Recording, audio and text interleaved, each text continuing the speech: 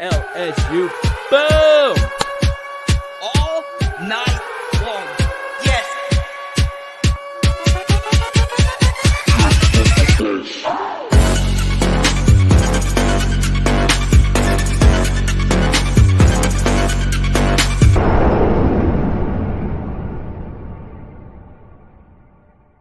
Let's go. The transfer portal is absolutely lit. We're going to chat about so many different players tonight. I'm looking at each and every one of you. You will not believe the excitement that went through my soul earlier today. When Xavier Thomas, the guy I've been telling you for years, one of the highest graded Louisiana prospects I have ever graded. He's played 2 seasons at Mississippi State. He enters his name in the transfer portal just a few hours before this live stream started. So that lets you know how excited I am about him. Jordan Gilbert, Trevor Etienne, his name is in the title of this video. Obviously, Will Shepherd. So excited about all of that. But the truth here is individual players do not matter as much as what Brian Kelly is going to need to do with this coaching staff. And what I want to do is start things off with what he said earlier today in his press conference about changes that need to be made. And I want you to listen really closely. This process.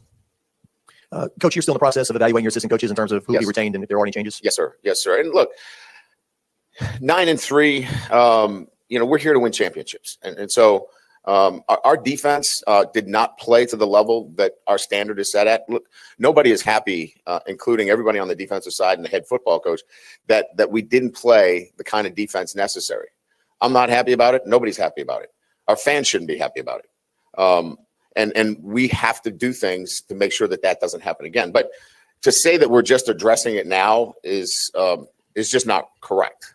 We started addressing it after the Mississippi game. That's when addressing our defensive shortcomings began. And so this process has been ongoing. It's not like all of a sudden, hey, by the way, you got to fix the defense. This has been ongoing, and this process has been one where we feel the pain of everybody because we feel it too. And it cannot be the kind of defensive performance we had this past year. It's got to be better, and it will be better. Can you just share a little bit in terms of it's a blend of coaching and personnel, or both need to be improved, or what do you think? I don't think that I've ever – look, here's what I can tell you. I was 3 games into a season in 2016 at Notre Dame. I had to fire my defensive coordinator, and he was in my wedding. Those aren't easy decisions, okay? I'm not afraid to make those decisions. And I'm going to do what's best for LSU's football program and the pursuit of a national championship. But I'm going to do it informed. I'm going to do it for what's best for the program because it's involving players, it's involving coaches, it's involving all things as it relates to being more successful as a defense. So it's not on one person. It's collectively. And so if it was that easy, we would have been in a different place. Like I said, I went 3 games into a season and made a change in the leadership. If it was that easy, those decisions are a lot easier. So, obviously, that was Brian Kelly chatting about the defense. We've got to make changes, okay? I did think that anecdote about firing a defensive coordinator 3 games into the season is somewhat encouraging, right? I believe that defensive coordinator in question was Brian Van Gorder, okay? There are difficult decisions that you have to make, right? Brian Kelly and Mike Denbrock went their separate ways. When Denbrock went to Cincinnati, he comes back to LSU. And what's very interesting is Mike Denbrock did not win the Frank Broyles Award today. It went to Phil Parker of Iowa. So I hated that for Mike to fly all the way up to Little Rock, Arkansas. But it was good that he was honored and recognized for what he was able to do. I understand there are difficult decisions that need to be made, but they need to be made, right? It's good that we are hearing Brian Kelly mention what needed to be mentioned.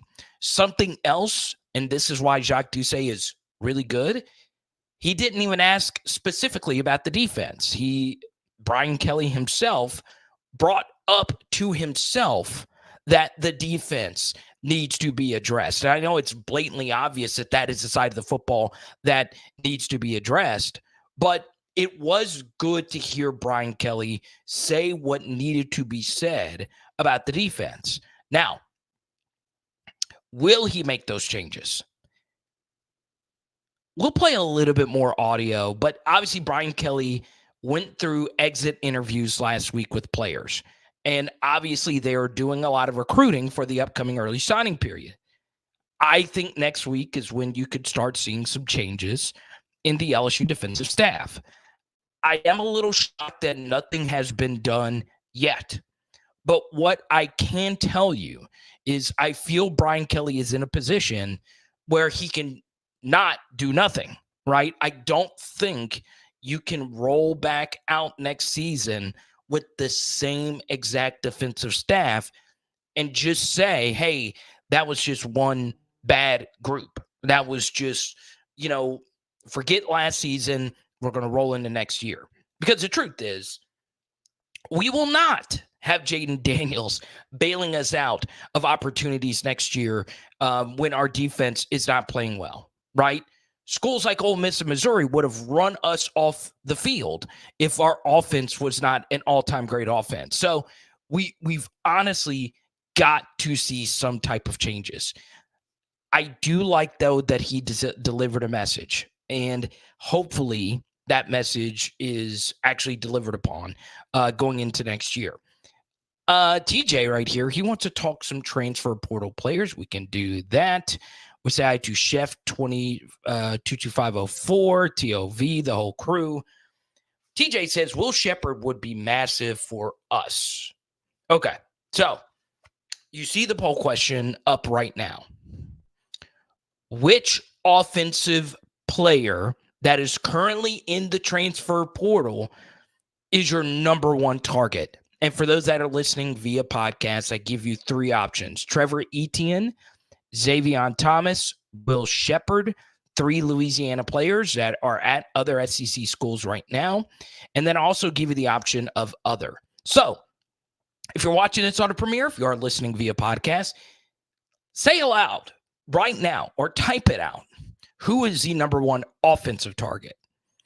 Or is there a defensive target I should know about that you want to see LSU go after in the portal? Now, just a little programming note. We will have our normal live stream schedule this week outside of Thursday. Thursday night, I do have a college basketball game to call, so we will go live a little bit earlier in the day on Thursday. And also on Friday, we will have a video on Gabriel Relaford, okay? So he is committing on Friday morning. We do have a breakdown coming up on Gabriel Relaford, a talented defensive tackle prospect from Evangel, okay? There have been a lot of three-star lower-tier players that have turned out to be really good football players from Evangel. Obviously, Jacob Hester is one. Ardarius Washington is another, and Gabriel Relaford very well could be the next. So it is very important to be on the lookout Friday because we will have a video breakdown of Gabriel Relaford.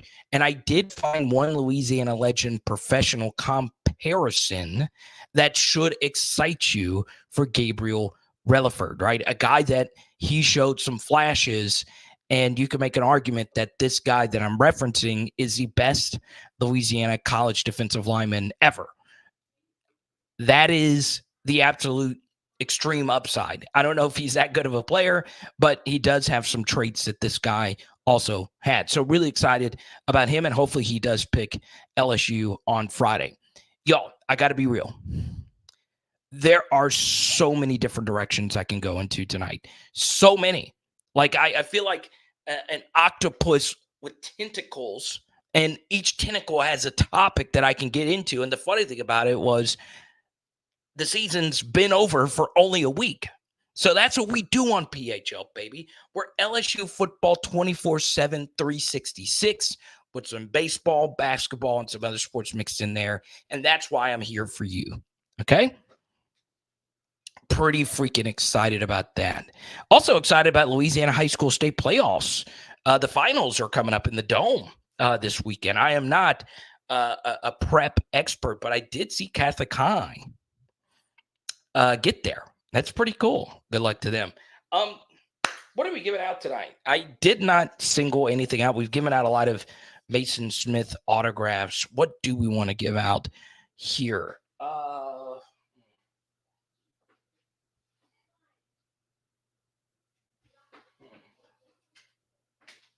I don't know. But if we do get a hundo and super chats, we'll give out an autograph. How about that? Okay. Let's go to Chance. Iowa's offense and LSU's defense were equally horrible. Parker and Denbrock both worked miracles. Yeah, they were probably on the opposite end of the spectrum there. It would have been an interesting chance if they would have said, hey, if we could have swapped, we would have formed the greatest team of all time. So yeah, it's crazy. Brian brings up Trevor Etienne. It would be demoralizing to that Florida fan base. So what's funny about that is there is a viral Billy Napier clip. He was visiting some high school and some kid did a selfie video with Billy Napier. And he said, smile if LSU dropped 50 on you. I love it. And Billy Napier smiled. He played it like a champ. Now I'll say this. You do that to somebody like Nick Saban, I don't know if you would have gotten the same result. You might have gotten a knuckle sandwich. But yeah, it's very interesting. Let's go to Josh here. He says, I'm hoping we can snag the corner from Ohio State, last name Brown. Yes, originating from New Orleans, Jair Brown. I think I'm saying his first name correctly. Josh, I don't know a whole lot about him. I really don't. But what I can tell you is LSU does need defensive back help in a major way. I think Jordan Gilbert is someone you should feel pretty good about at this point. There were a lot of people that were not happy that he did not pick LSU when he was coming out. In his defense, they didn't recruit him as well. I will say this, though, and this is kind of important. And Josh, welcome to the channel. If you're watching on Facebook, please share this, like it, all that good stuff. I do want to bring up something, and it's so very key to bring up. There have been a lot of Louisiana defensive backs over the last 5 to 8 years that have gone elsewhere and been successful. Okay. The issue with that is we haven't been that deep in the secondary. So what is it, right? What are we doing? Are we not recruiting the right guys? So there's guys like a Derek Williams who we did recruit, and he was a 5-star, and he did go to Texas this year and was a really good player. That shouldn't be a shock to anyone. We were really high on Derek Williams during his recruiting process. But a guy like Jacoby Matthews, we recruited him, right? But can we do something to do a better job of finding the 3-star gems, right? Obviously, Greg Brooks. Obviously, Joe Fouché. Obviously, Jarek Bernard-Converse. Those guys did eventually come back to LSU, but we can't always count on that. I think what Brian Kelly wants to do is focus more on getting the evaluations right of the guys coming out of high school. So we have got to do a better job of that. We really, really, really do. Okay? Now,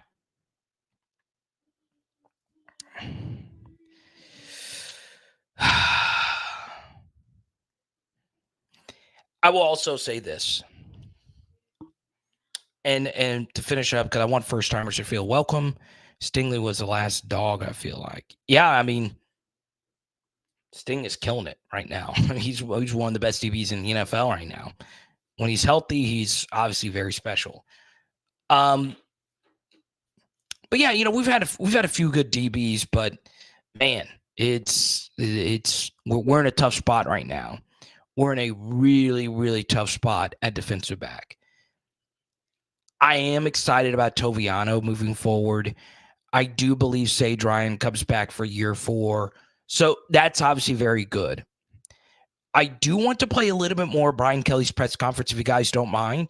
He did mention more about playing more or keeping the top defensive players from last year's unit. So this is a guy, Brian Kelly, who wants to retain his defensive players, even though they weren't necessarily the best on the field, because that experience is very important. To sit down and watch Oregon play, or sit down and watch A tricky situation, and do you discuss that with Garrett Nussmeier and the rest of the room? Look, I mean, all the questions that you bring up relative to the transfer portal, you answer them as well. Like, your question had an answer to it, right? Look, this is a world that we live in that is got to be handled with transparency. If not, you're going to find yourself without the right personnel. So if we were to ever do anything in the transfer portal relative to a quarterback, we're talking to everybody in that room. And we're talking to recruits. We're talking to everybody. It is about transparency. It's about honesty. And it's about saying, if we're doing that, here's why we're doing it. And then making a decision and doing it. Because, again, the most important thing here is what's in the best interest of LSU's football program, not what's in the best interest of a singular person. So everything that we do in the portal is going to be to that end. It's just like I mentioned relative to coaches. I mean, this is not personal, okay? I know it has a personal end of it, with families are involved, and they may have to pull their kids out of school, and they may have to move, and that's difficult. But this, at the end of the day, the decisions that I have to make are in the best interest of LSU's football program. Ryan, following up on that defensive staff, would you like some level of continuity, especially at this stage of where y'all are at in the program?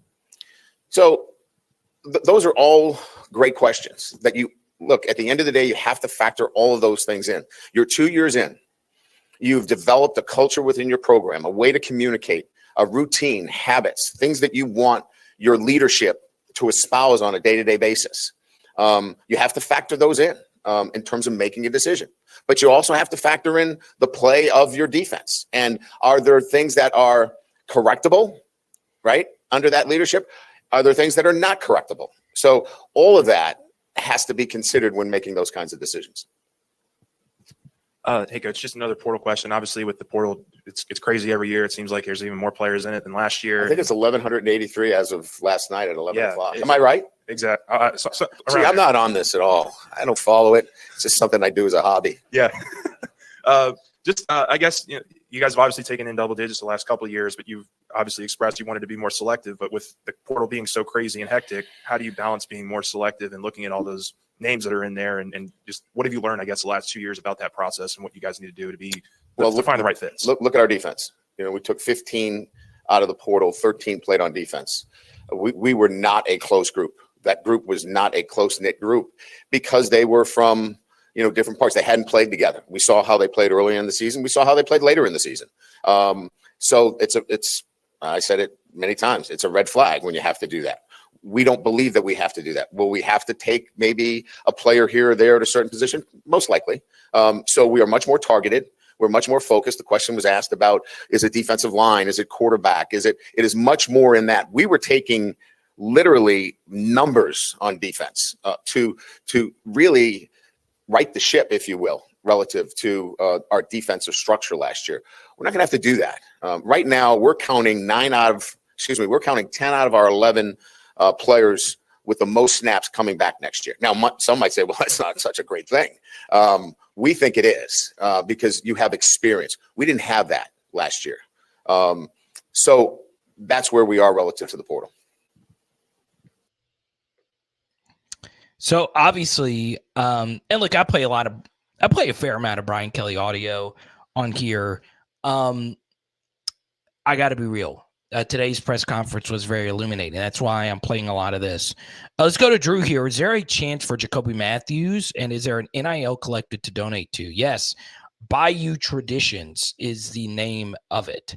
As far as Jacoby Matthews is concerned, that's kind of tough because we know I say we know, but Evan Stewart said he's not been paid yet. The Texas A&M 5-star receiver, that's in the portal right now. I don't know what the heck's going on at A&M. I really don't.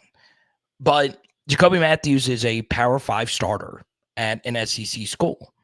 There was a really interesting comment made by a coach who said if guys that are starting at Ohio State and guys that are starting at Oklahoma are entering the portal at high numbers, then something's wrong. Okay. He's right. It is crazy who you've seen enter the portal. The only position where if I was a starter at a big time Power 5 university, I would even consider putting my name in the portal for is quarterback, right? Just because there's so much money to be made. But even then, like you're not guaranteed a starter's role at your new school. You can be a dominant football player at one school and it not work out, right? Mike Jones was one of the highest rated Power 5 linebackers when it comes to coverage grade. Did not play hardly at all at LSU. Omar Spates, all Pac-12, 4-year starter at Oregon State. Was he hurt? Was it just the injury? I don't know, but this year he put together one of the worst seasons we've seen from an LSU linebacker.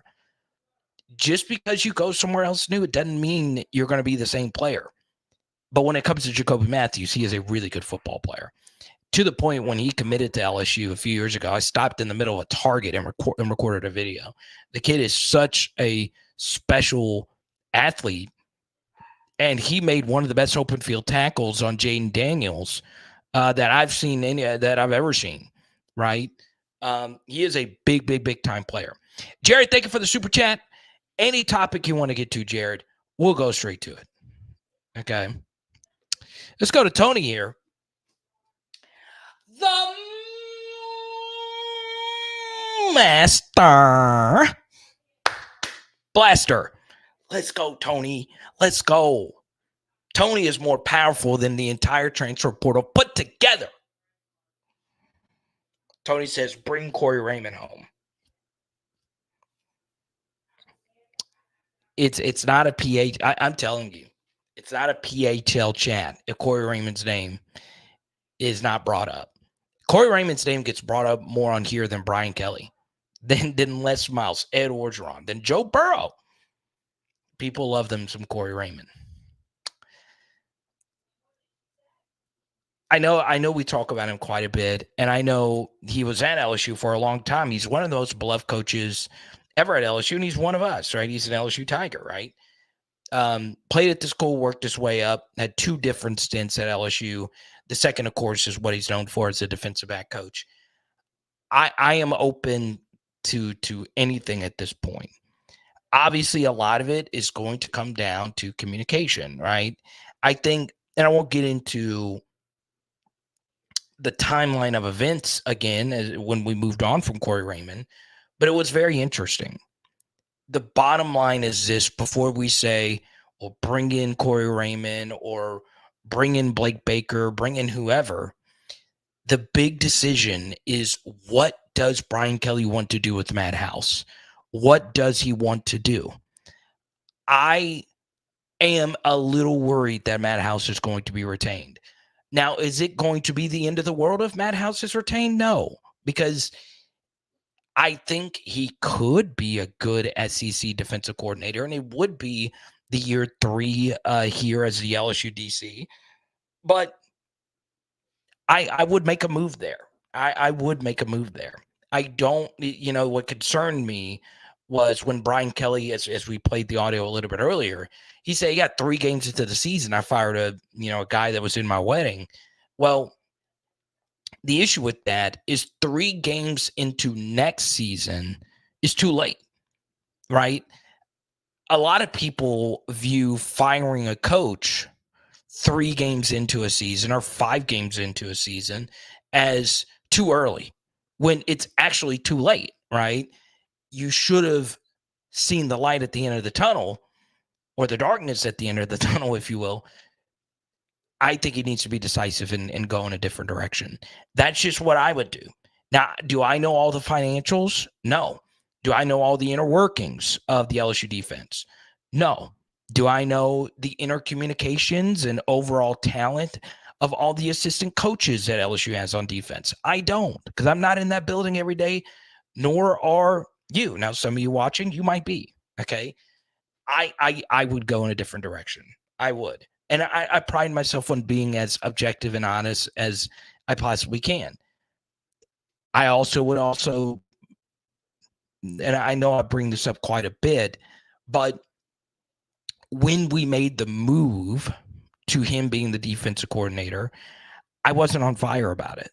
And, you know, that's when a coach gets hired at the school that you cover or the school that you built your whole YouTube channel around, and you're not gung-ho about it, you get angry emails, you get angry calls and all of that. It's not that I dislike him. I just think we can do better. This is LSU, right?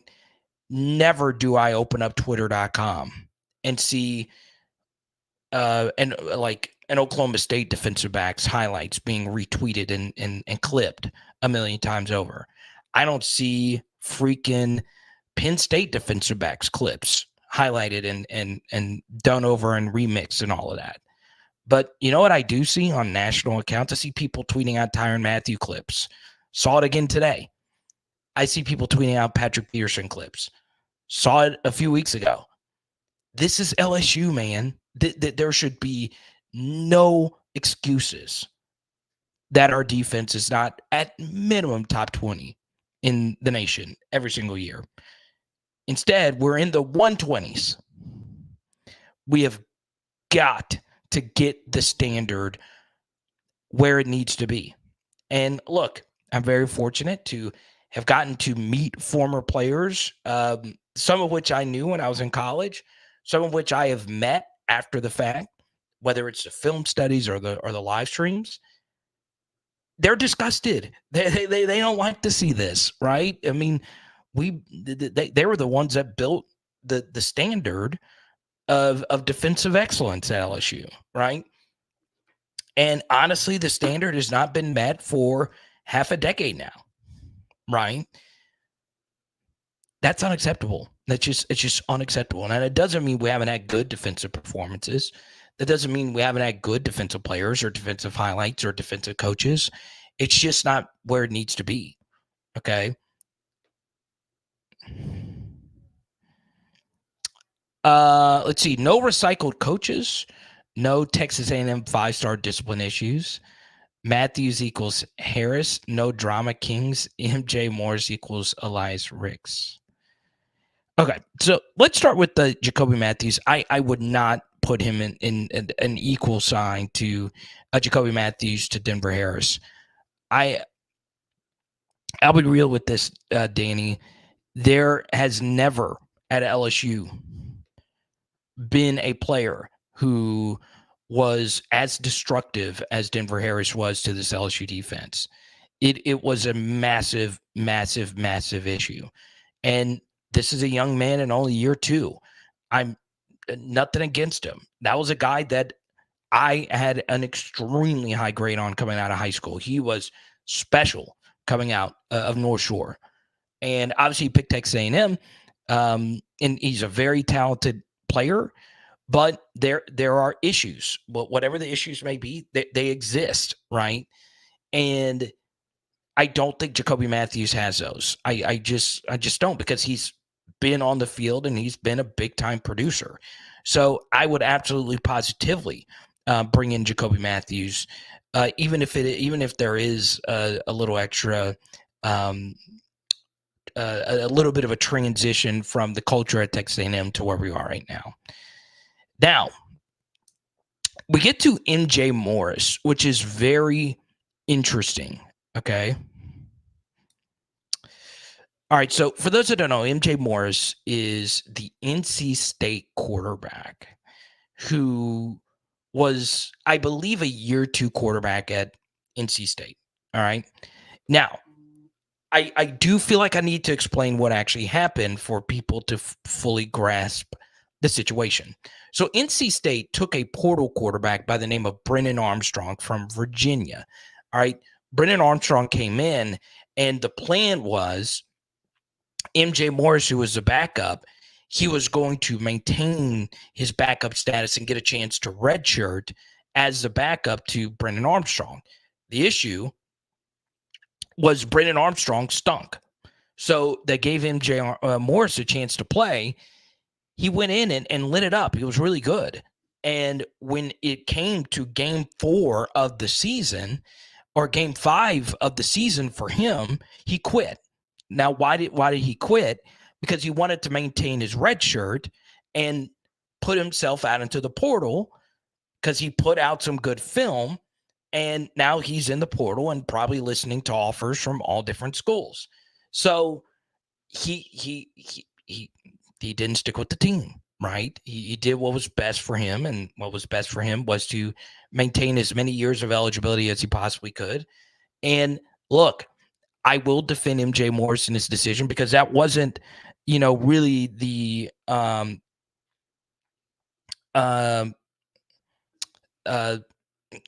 it wasn't really the plan for him to be the guy. And the plan was for you to redshirt. Well, if you're thinking you're going to redshirt and you don't really see a path forward at NC State, well, you just said, hey. Now, I don't know enough about MJ Morris personally, Danny Girl, to say one way or the other. But if he's going to a new school, I'm open, especially if he is a quarterback, because I do think LSU needs to bring a transfer portal quarterback. I do. So Danny Girl says, if someone shows you who they are, believe them. I agree.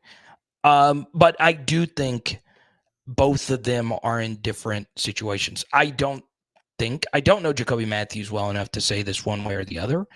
I do know some people very close to him. He's just a big time player. And that's someone I am just not saying no to at this point. I mean, he can really, really, really freaking play.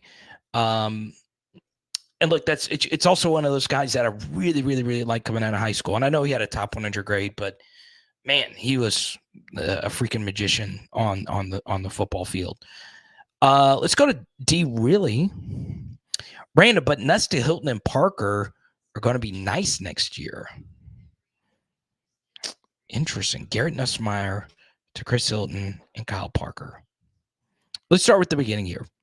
Garrett Nussmeier, I think, is going to be a really good starting quarterback for LSU. Obviously, it's going to be drastically different, but history does tell me that he will be a good quarterback at LSU. Now, will he be throwing to Chris Hilton and Kyle Parker next year? I have a tough time seeing Chris Hilton being one of the top 3 guys on the LSU receiving corps next year. Could he be? Yeah, because he's going to be entering year 4 of his prime, right? He is going to be entering his athletic prime. And he showed some absolute flashes of excellence this past year. But he does have drop issues. He does have struggles keeping his feet. And he does have struggles staying healthy. I am telling you right now, if Xavier Thomas comes to LSU, watch the frick out, okay? Xavier Thomas is a big-time football player. I know I've talked about him at length on this channel, and I banged the table for him to be a guy that we got out of the transfer portal last year. All he did with Mississippi State in an absolutely terrible offensive setting is just get better and better and better and better. And he's also a true return guy who has actual Division I college football film of him being a return guy. I am really high on Xavier Thomas. Now, he's more of a slot guy. He is on the shorter side, but he is special with the football in his hands. Special. I like Kyle Parker a lot as well. Kyle Parker was a younger guy. So as a true freshman last year, was younger than your average true freshman. So year 2 could be a massive year for him. And this is a guy who had some good moments in spring football and spring practices last year. But for me, D, really, I would say this. I think the wide receiver rotation The top 3 guys is Kyron Lacy. I'm going to go ahead and put Shelton Sampson in there. I'm sticking with, my year 2 prediction with him. And I think it's going to be a guy from the portal. I do. Okay. Whether that's Will Shepard, whether that's the kid from North Texas that we've shown interest to, the Macklin kid. And look, this bowl game is going to be massive for Chris Hilton. It's going to be massive for Aaron Anderson. And if I were them, personally, there would be a piece of me that hopes BTJ and Malik don't play in the bowl game, because if they don't, guess what? You're the guys. You get your opportunity to prove yourself as the guys that are slated to get 5 to 7 targets over the course of a game, right? So that obviously is going to come down to Malik and BTJ and Jaden to a certain degree.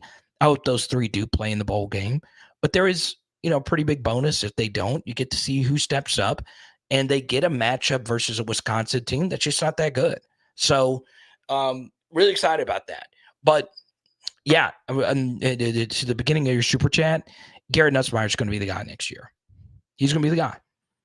Okay.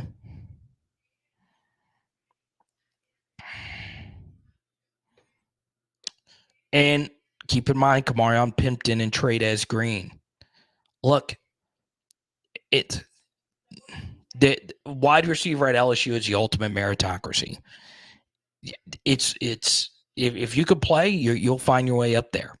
Maybe it's Kai Prean. Maybe we don't know anything about Kai yet. Okay. Tyler is the biggest nuts bust guy. Well, especially for Tyler. The ReliaQuest Bowl could be the Garrett Nussmeier experience. Okay. I see a few of you want to get into the Marvin Harrison debate. Let's go to Luke here. Thoughts on Colin Hurley coming in to be that guy? And look at Luke. That is a great Tiger Stadium shot. I'm telling you right now, when y'all have your avatars and there's photos of you in Tiger Stadium, I love it. My favorite avatars, though, I love these avatars better than The Last Airbender. Okay? That's how much I love these avatars. It's when you're showing some PHL merch in Tiger Stadium. Look at that. I think I've seen Mick in here. Look at that. Go to powerhourlsu.com/merch. Get to it. Okay? Now, I always want to answer first-timer questions, make them feel welcome in the PHL community. Colin Hurley coming in and being that guy. So it's kind of like with Kyle Parker. Colin Hurley is going to be one of the youngest LSU football recruits ever. And he's coming in as a younger recruit as at a position where age and experience is been the number one predictor of success for your position. So Colin's definitely not a year 1 starter type, but look, the dude is really freaking good at football. He's a big time thrower of the football. His football IQ is amazing. He's been on this channel before. He's broken down film for us on this channel. He is a really, really, really special kid when it comes to work ethic and all those things.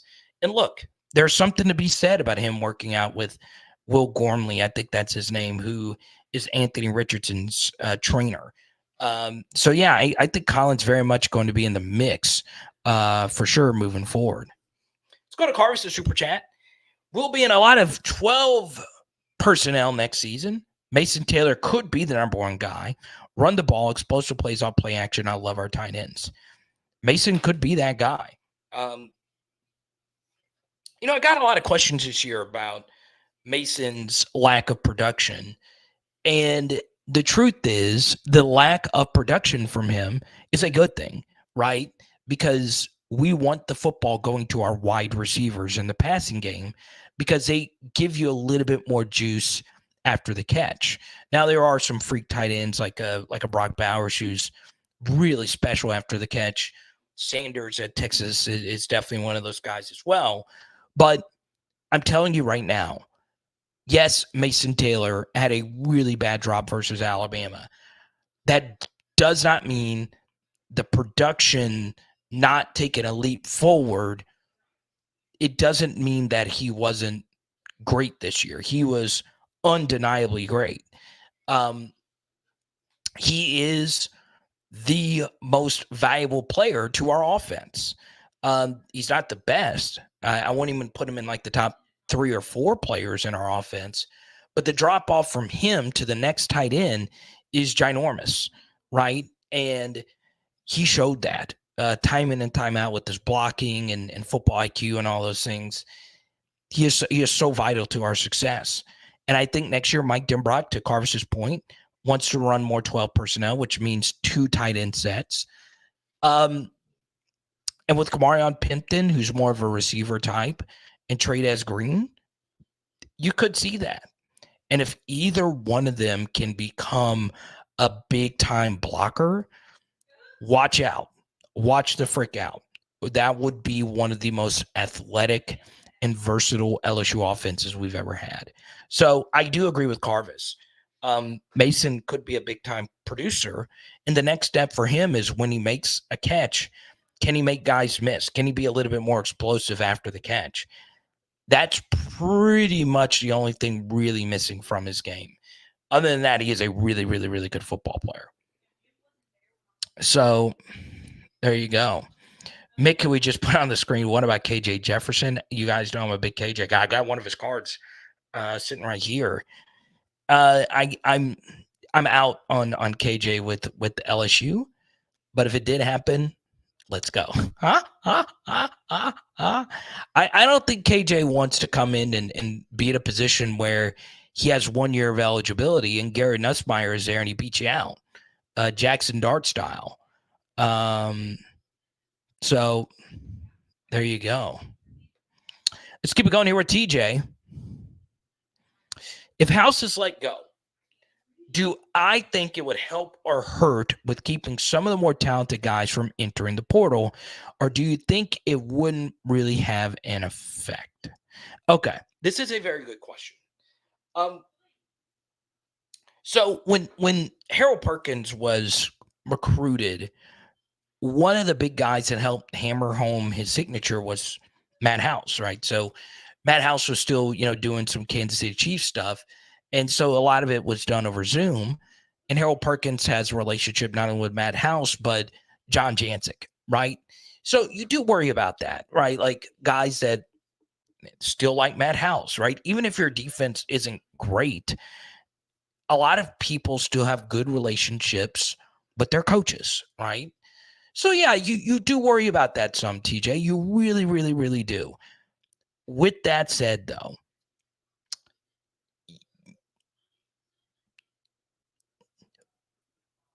we had all this 5-star talent this year. We had 5-star players. We had good athletes on our defense, experienced guys that have put out good tape. It looked like those guys just forgot how to play football at times, right? Which is really no excuse. Now, some of that is on the players, but there is just no excuse for any LSU defense to look as bad as it did, right? And if it meant some guys leaving because Matt House left, then so be it. So be it, right? The truth is, though, I personally wouldn't make a change. I just would, okay? There are people in that building that don't want to change, obviously, because they're in there. But there's just no excuse for it, right? There's no excuse. And let me put it this way. Let me just put it to you this way, okay? And I understand this is kind of a reiteration of our show on Sunday, and our show on Sunday absolutely crushed. I really appreciate it. Once again, we post everything on iTunes, Spotify. I prefer everyone watch on YouTube, but obviously we're growing on Facebook. I got a few extra Facebook people in here. Let me make one thing crystal clear, okay? And I want you to go to bed thinking about this tonight. If you are leaning towards Matt House staying at LSU, I have absolutely no problem that we lost to Florida State in the season opener. because they turned out to be a really good team, right? I honestly had no issue losing to Alabama because they turned out to be the SEC champion, a really good football team. The issue was how we lost to them, okay? We didn't QB spy Jalen Milroe, all right? That ultimately cost you a legitimate shot of winning that game, right? A QB scramble, when you really think about it, is the most efficient play that you can have in football, right? Well, why is that the case? Because there's no transition, okay? A QB scramble, you take away the ability of an overthrow, you take away the ability of a drop. It's easier to block. It's more exhausting to defend quarterback scrambles. The fact that we didn't go to a QB behind that game is crazy. But take out that. Let's just say we just lose those 2 games. Well, guess what? We're in the playoff. We're in the playoff. So this season that we just went through, that we just, locked arms together, the highs and the lows, the highs being Jaden Daniels taking the quarterback position to a level we've never seen before. Malik Neighbors, to me, becoming the best LSU receiver of all time. All those great things. Will Campbell, Emory Jones taking them. They were first team and second team all SEC today. Congrats to them. All those great things happen. But the 30-plus missed tackle performance versus Ole Miss would have cost you the playoffs, okay? Now, if you're sitting at home where you are right now saying, well, maybe we should bring back Matt House. Imagine if last year, imagine if this year was next year, okay? And you just make 5 less missed tackles versus Ole Miss. So the 33 missed tackles you had versus Ole Miss, you're in the playoff. You're in the playoff with losses to Florida State and Alabama. I'll take that any day of the week, y'all. I'll take that any day of the week. College football is hard. It's a tough schedule. So really think about that, right? Do you want to be sitting in this same position next season where a game of that many missed tackles costs you the playoff? Okay? It's unacceptable. It's simply unacceptable. Okay? So, I understand that there's quite, and there's a question that, we've already played the audio, but there's a question asked of Brian Kelly about continuity. Well, F it. I do agree continuity is good. I do agree bringing back experienced players from last year's team to this year's team. But there were some players who struggled this year defensively that shocked me. There were other players that struggled defensively that didn't shock me. Whatever the case may be, we've got to be better on the defensive side of the football. It's unacceptable. It's simply unacceptable. Let's go to Bo. Everybody, welcome Bo to the channel. Lance Guidry, yes, that is definitely one of my top 5 guys. All right. I've not made any hot lists yet, Bo, of the guys that I personally would go after. I just haven't, because there's no reason to do it until we actually have a decision made. But I can tell you that Lance would probably be open to the possibility of coming back home. Let's go to Dwayne. Perkins dropped off this year, and that's a direct reflection of House. Perk dropped up tremendously, so although it would be a big loss, it's not the loss. It would have been after year 1. I don't think Harold Perkins really dropped off as much as we would think. He didn't have an Arkansas type of game, but there's a lot of factors that go into that. What I would say about the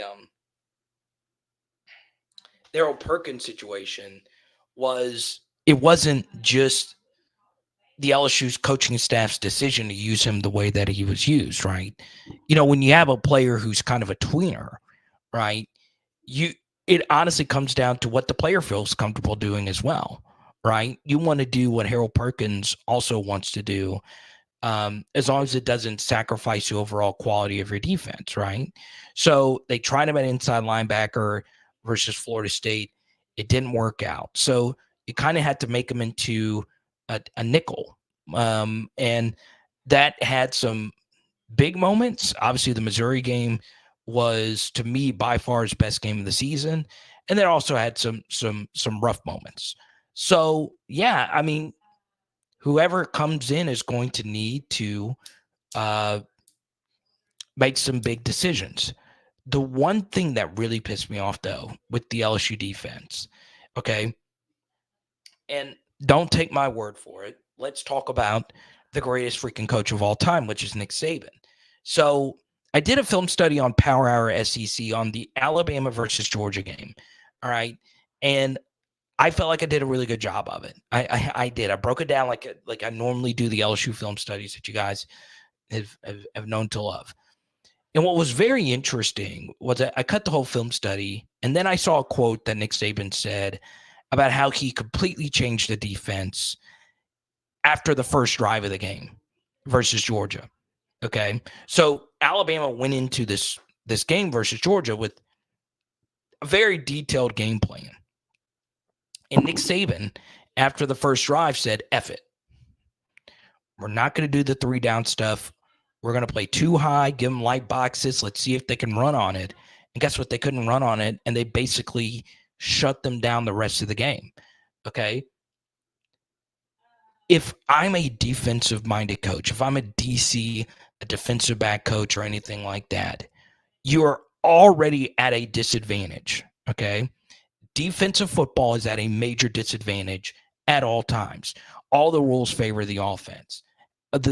Every last little thing. The quarterbacks are so freaking good now. It used to be every quarterback looked like Greg McElroy, right?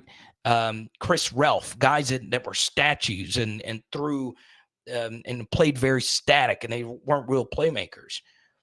It's not like that anymore. It's just not like that. I mean, these quarterbacks now are mutants. I mean, it's a completely different thing. You know, there were no Johnny Manziels or anything like that in yesteryear, man. Even like even on like the lower end of like obviously if we're talking about all-time great athletes, you're thinking of Johnny Manziel, Jaden Daniels, and those guys. But even guys like Stetson Bennett, like those guys in yesteryear really didn't exist. You have got to change your defense during the course of a game, okay? And if your game plan freaking sucks, scrap it. Do something completely different, okay?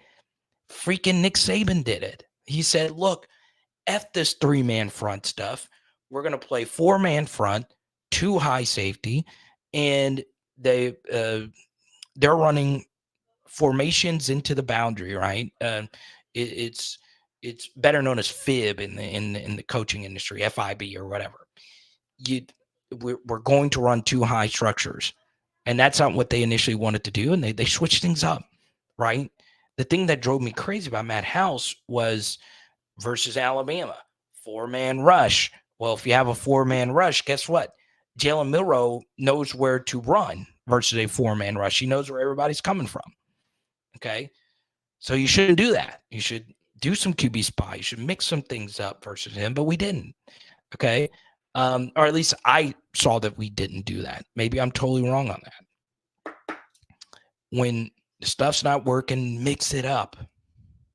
Mix it up.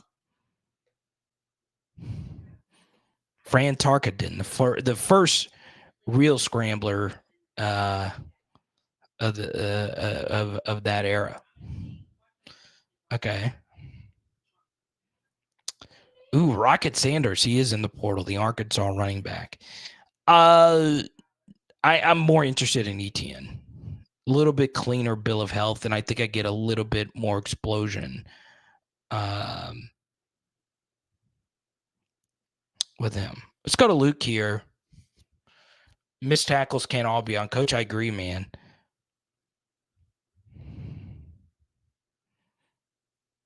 Zamacat thinks we don't have the Jimmies and Joes on defense. Cardi, you think Shaz Preston could enter? It seems like he isn't going anywhere in Alabama. Yeah, I don't know what the heck happened to Shaz Preston. I really wanted him at LSU because historically top 100 receivers that go to LSU make it to the NFL. I wasn't necessarily on fire about him though, right? I know it sounds like revisionist history, but there's a lot to back this up. I am to this day shocked that Xavier Thomas was such a lowly ranked recruit. I was like, wait, am I seeing this correctly? And I was like, I don't know. And he's been a good SEC player up to this point. Not a great one, but he's been pretty good. He's been better than a lot of the guys that were ranked ahead of him.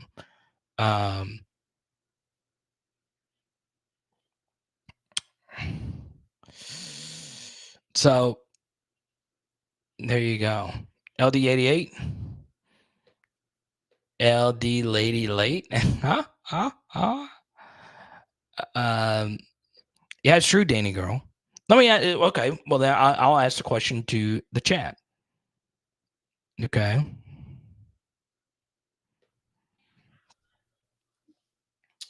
Do you feel type Y for yes, type N for no? We have a major personnel problem on defense. Type Y for yes, type N for no.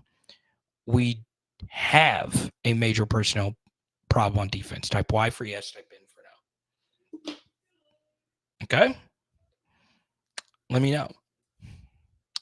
And I will let you know right after this. PHL Nation. Oh, yeah, baby. You know about Louisiana Controls. They've been showing us love throughout this college football season, and I'm looking for you to do the same when it comes to your energy management commercial HVAC needs. It is all with our buddies who have been doing this for over 40 years. Yes, that is 4 decades. You know this Louisiana weather gets crazy. Go to LouisianaControls.com or call 225-924-4990, baby. Let's go. Okay. Dr. Morgan, good to see you.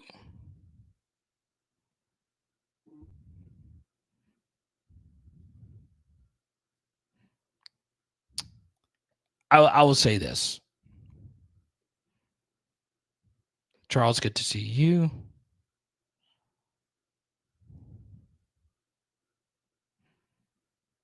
Esteban on the Xavier Thomas train. Okay. I think we do. Some of it is just depth, but some of it also is square peg and round holes. You know, look, let's just say we get Makai Wingo back. We know he's big time. We know he takes our defense to the next level. Let's say we get Zay Alexander back. We know he's big time. Well, he's pretty good. I won't say he's big time. We know Wingo's big time.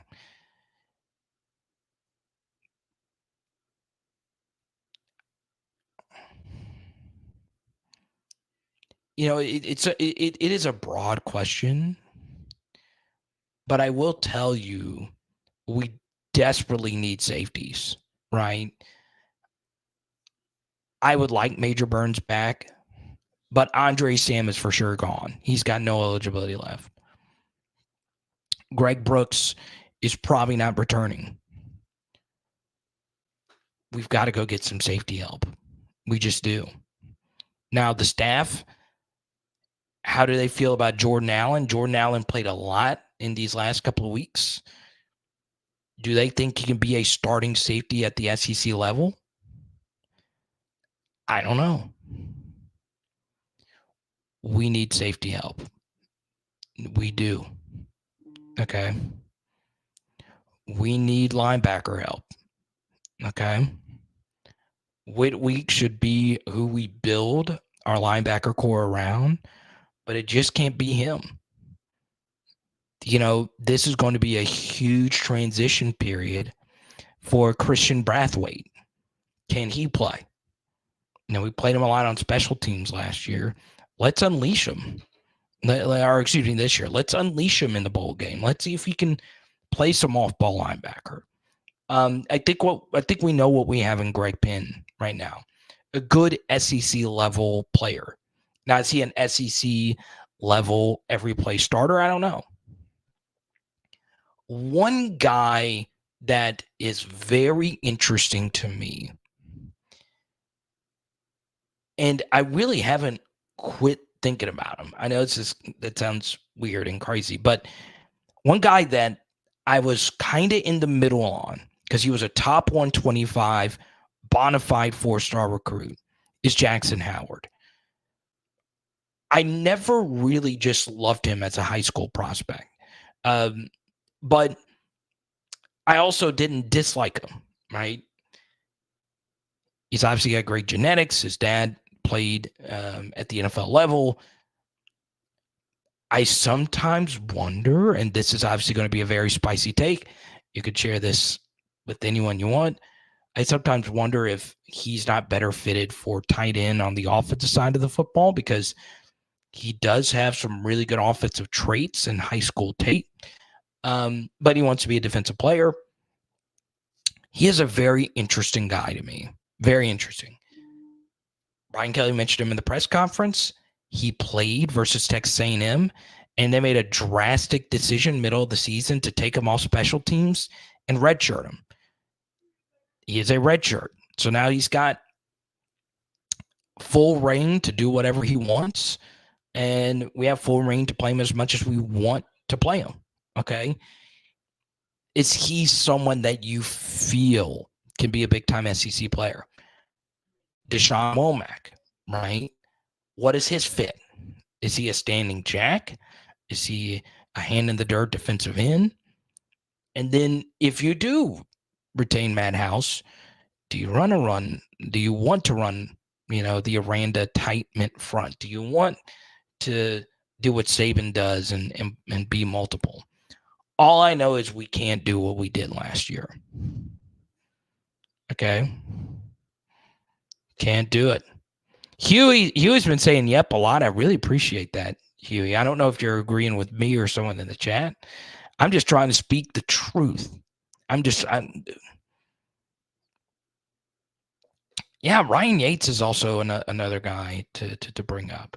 Okay. Let's go to Danny. She says, let me be clear. He said 10 of the 11 of the 12 with most snaps. Those 12 are a concern, not the ones that played some snaps. Yeah. Look.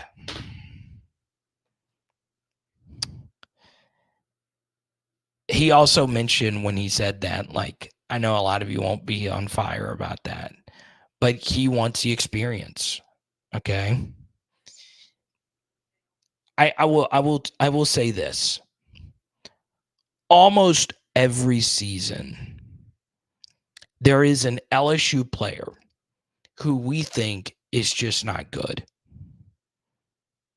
And then he returns, and nobody gets really excited about that player, and he takes another leap. All right? So, obviously, Cordell Flott's one of those guys. Damon Clark is another one of those guys. Maybe there's some of those guys that are on this roster right now that just didn't have everything figured out. This is very anecdotal, what I'm about to say, but normally who a player is who that player is, right? You could see some improvement, but if you don't see special right away, you're just like, oh God, this is just not going to work out. And there are some guys where the first time I saw him even play a rep on special teams, I was like, I don't know. But more often than not, guys do improve. It's just, do you have someone on this defense that could take a Damon Clark leap? Where you go look at my comment section, Damon Clark played in the very early stages of when we had this channel. There's people that wanted him to transfer. Dude, he took more heat than anyone.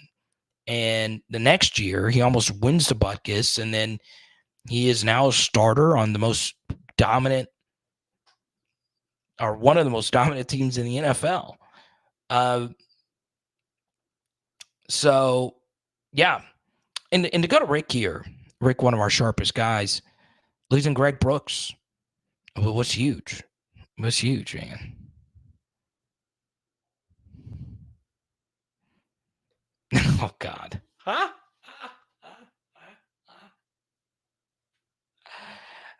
Experiences and everything are all the hookers would be married.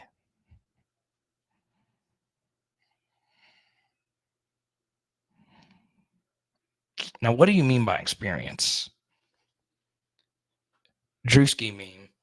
What do you mean by that? Oh, that is hilarious. That is absolutely hilarious. Let's go to Tyler with the Venmo. He says, why does it feel like that BK doesn't play the best player sometimes? What more does Womack and Weeks have to do to get on the field? Okay. Tyler continues. Every time they're out there making plays, they go straight to the bench. Okay. So let's have a conversation about those two young gentlemen. Loved what Weeks coming out. Did 2 different Patreon, very detailed film studies. And by the way, if you join the PHL Patreon, yeah, get a Joe Burrow card in the mail, or you get a card of whoever you want in the mail. You want a Tyrann Mathieu card, I'll send you a Tyrann Mathieu card. We did a lot of Whit Weeks film studies, and he's just a really good football player. So it came out that he had a gash on his foot, and Brian Kelly didn't want to risk, him with further injury. He had some bizarre situations, though, where you're like, I don't care if Whit Weeks turned into a pirate and only had one leg. He'd be better than than what we had out there right now. There were some growing pains, but yeah, he should have played more. I agree. Deshaun Womack, yeah, I think he probably should have played more, but I do also think he is a bit raw. And I also think they're still trying to figure out what his best position was. Last year he was an early enrollee, but he really couldn't participate in the spring. And they were kind of in the middle of, do you want him to be a jack or do you want him to just be an end? What do you want him to do? And sometimes you don't want to overthink it. You just want to play the best players. But I highly recommend you guys tune in for the Gabriel Relaford film study that we will release after his commitment ceremony on Friday. Okay. It is so important that you have a plan for players. Okay. One thing that does concern me just a little bit is why do we have all this talent, but we're not getting any production? Are we playing the right guys? Are we rotating the right guys? Are we relaying the correct message? So we'll see.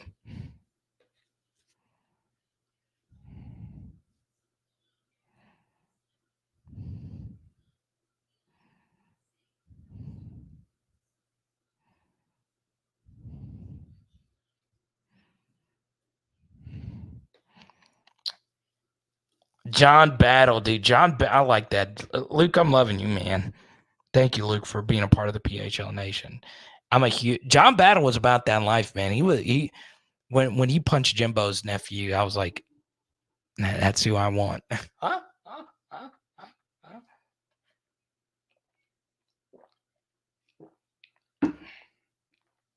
Here's a portal quarterback. I have his card right here.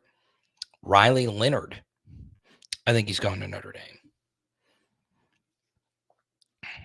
Yeah, Esteban, it is like, it just hurts your soul that you couldn't just get over the hump, right? Like, we're so good on defense last year, and then this year it's like,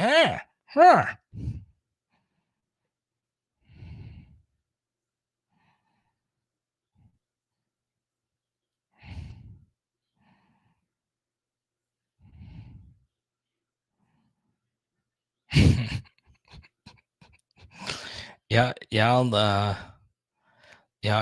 kind of went in on Jared's comment. I'm like, dang, dude, y'all know a thing or two about this? Okay, that's funny, Zay. I don't know if that was intentional. Maybe you shouldn't hire coordinators named Matt Canada, Matt House. I see what you did there. I see what you did. Let's see. What are we giving away tonight? We are halfway to a hundo.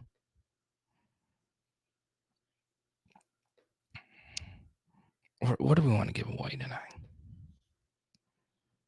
Let's see. I wanted to play one more clip from the Brian Kelly press conference. And here we go. I know you've talked a lot about roster retention, and a lot of coaches, they like these bowl games because it does give them those extra practices. In your experience, and maybe specifically for this year, how important are those 15 extra practices for the development of some of the younger guys that might not get the opportunities in October, November? They're important. Here's why they're equally as important as any other time. When we're balancing our roster, I'll give you an example. The Howard kid, right? We held on to him at the 3-game max until A&M, and then we put him in against A&M. He played pretty good, and so he used his 4th game in that last year. We're excited about playing him in the bowl game because he gets that extra game, and so that's what makes this even better. Because once they gave us the extra game for the bowl, now you can play all of these guys that got to the limit of 4, and really let's see what they've got, because now they're a full semester or almost a full year in your program, and they're ready to go out and compete. So I think that adds to it in terms of development and playing guys that have gotten their 4 games in. Deuce Chestnut and Denver Harris, are you moving on from those guys, or did they have any chance to be with the program moving forward? You know, we'll have to sit down. We have not sat down with them. We're going to wait till the end of the semester, and then we'll sit down and have individual conversations with both of them. They will not.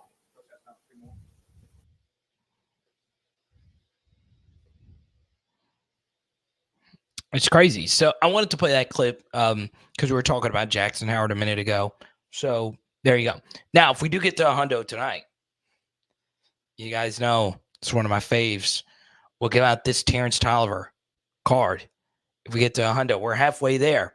Terrence Tolliver autograph, Upper Deck, SP Authentic. Not Upper Deck. It is Upper Deck. SP Authentic, Sign of the Times card. Got a cool little hologram sticker on the back. So we're halfway there. We're halfway there.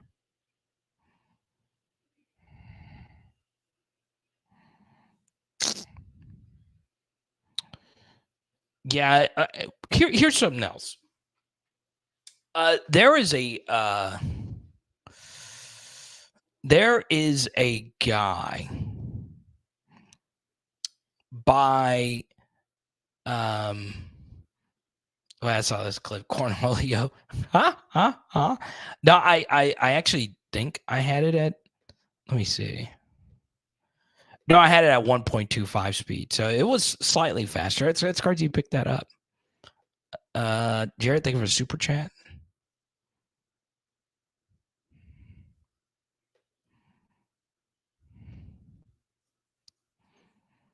Jeremy says, is it the talent we have? Is the talent we have coachable, or are they getting out coached?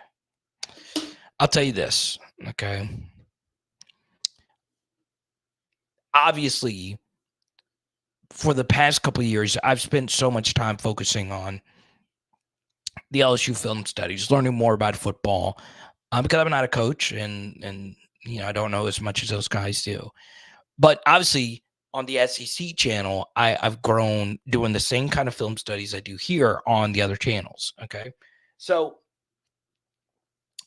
I do notice a difference in how quickly other teams' DBs process information compared to our DBs. Okay, and a lot of that is coaching, right? So much of defensive back play is, if this player does this, I need to do that. Okay. Instead of, you know, where let's say you're a wide receiver. Of course, there's like option routes, but if you're a wide receiver, there's oftentimes if you're supposed to run a go, you're supposed to run a go, right? But at DB, you don't know the play. You don't know how the play is going to unfold. So in order to play defensive back at the Power 5 level, especially with how complex these offenses are, you really got to have the mindset of, if they do this, we need to do that. Okay? Jared, thank you for another super chat. I really appreciate it. We're inching closer. Okay. So let's take this, for instance. In the SEC championship game, and I might have brought this up on the Sunday Night Film today, but I'll bring it up again here. Brock Bowers slipped out into the flat, first offensive play for Georgia, had a 20-plus yard gain. Then on the next drive, they tried to do the same thing with Brock Bowers, but they put a little bit more eye candy involved with it. And the defensive back, Malachi Moore, who, by the way, was the same DB who made the big fourth down play versus BTJ in our game this season, the way that that guy processes information is insane. So in the play versus us, he understood it was fourth and short. He understood that they were going to try and do, some kind of short rollout. And he was all over it. Okay. Then the Brock Bowers play was even more impressive. Like, I can't even do it justice just breaking down what exactly happened. But it takes an absurd amount of football IQ to process what he was able to process. Like, I still can't believe he did it. Now, why was he able to do it? Well, it's because Nick Saban is his coach, right? Nick Saban is the best defensive back coach of all time. So with our secondary, we struggled with that, right? If this player does this, I need to do that. If a ball carrier is past the line of scrimmage, you don't have to worry about your receiver anymore. Go tackle him. Okay. We really struggled with that. We really, really, really struggled with that. Okay. And some of it's message. Some of it is just guys just not making plays. It's tough. All right.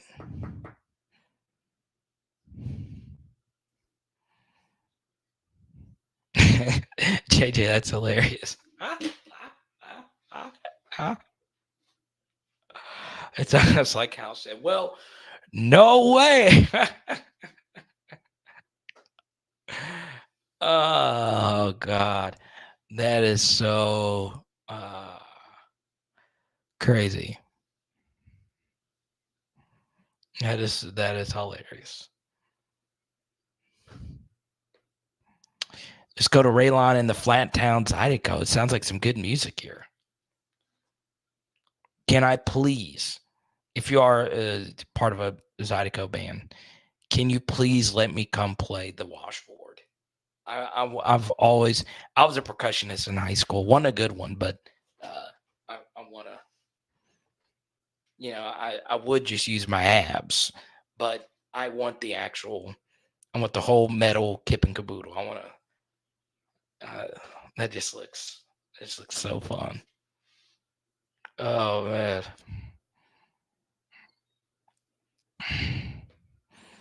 I'm telling you, they wouldn't know what hit them. And I could dance too. As the LSU basketball team, I could dance. Evan Stewart, I don't know. Kind of goes on with Danny's super chat with the Evan Stewart stuff, because he very publicly complained about not getting his NIL payment.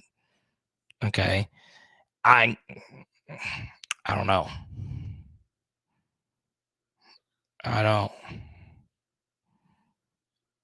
Okay.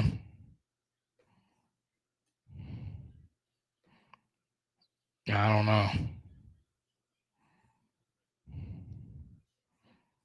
Let's see. I thought I saw TT in here. He says, I agree with pressure. Oh, Nuts needs to. Oh, that's a hot take. And Black Eyes 4040 is probably the biggest Jaden fan on here. Okay. He actually called Jaden winning the Heisman. So there you go.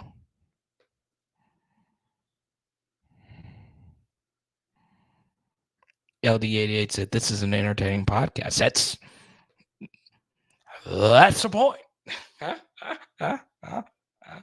I want to be as entertaining as I possibly can. I want to be as thought-provoking as I possibly can. I want you to think deeper about LSU football. Think differently about LSU football. I also swore to not get into another Florida State Alabama argument because I've gotten into a lot of those lately. Okay. So be it. So be it. Okay. So be it. I did find what Charlie Baker of the NCAA, what he said today about changing up some NIL rules, which would create a further haves and have-nots in football. I'm not fully read up on everything, so I'm not going to go too deep into any of that. But just know it's things could be changing. Times are a changing. Okay. So look, okay, I'm in. Let's go.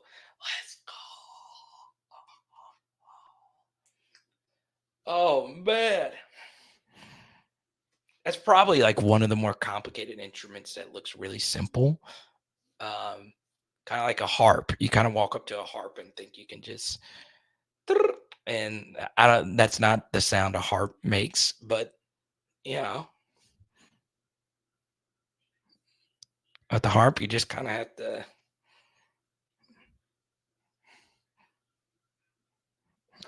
I don't know. I almost said something aloud that would have been taken extremely out of context, but you got to use your fingers, you know.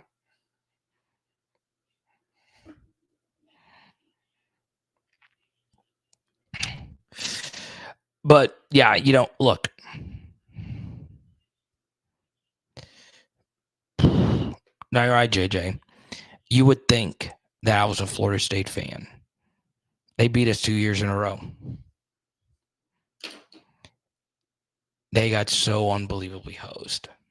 Like it's insane how badly they got hosed. It's all there is to it. There's no argument to be made for Alabama. None. You can't honestly make one other than they're in the SEC. You can make a strength of schedule argument, but it kind of gets shut down with the strength of record argument. Because Florida State ended up having a better strength of record than Alabama. They got robbed. That's all there is to it. Okay. And that's it, Pegasus. They won the SEC. And that's it. I mean, it's just if that's your argument, well, they won the most difficult conference in college football. Then look, I'm happy to hear it out. But that's not why they got in. Okay.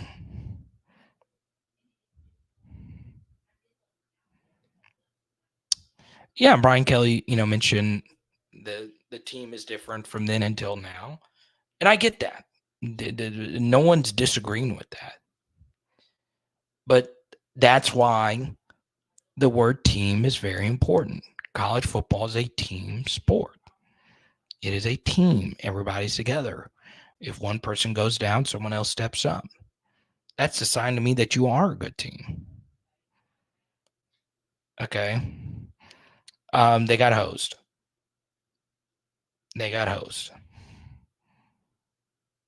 Okay.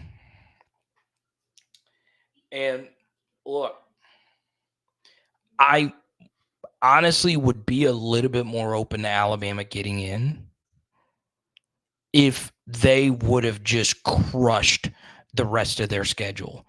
They didn't do that, y'all. They scathed by a few middle of the road SEC teams. They barely beat 4-8 Arkansas. They beat them by 3. 4-8 Arkansas. They barely beat Auburn, who lost to New Mexico State the week before.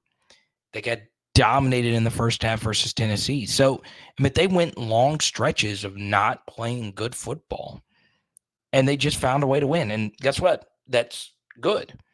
But if I'm putting you in, if I'm jumping you, I would have liked to have seen more dominant results. Okay.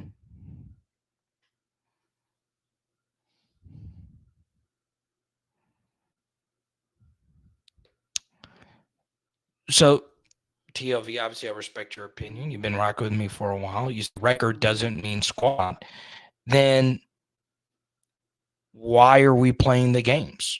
Why is Florida State in a Power 5 conference? Okay. Tony, what's good? Jordan, what's good?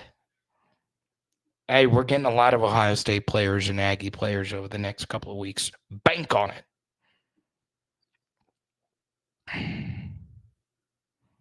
Let's go to Tyler. What are the odds of a 12-0 Bama team got left out of the playoff because of an injury? The world would burn down. This Bama team almost lost to USF. True. Arkansas. True. And Auburn. True. TLV counter. She says, how much more dominant can you get by beating the number 1 team? And they should get a lot of credit for beating the number 1 team.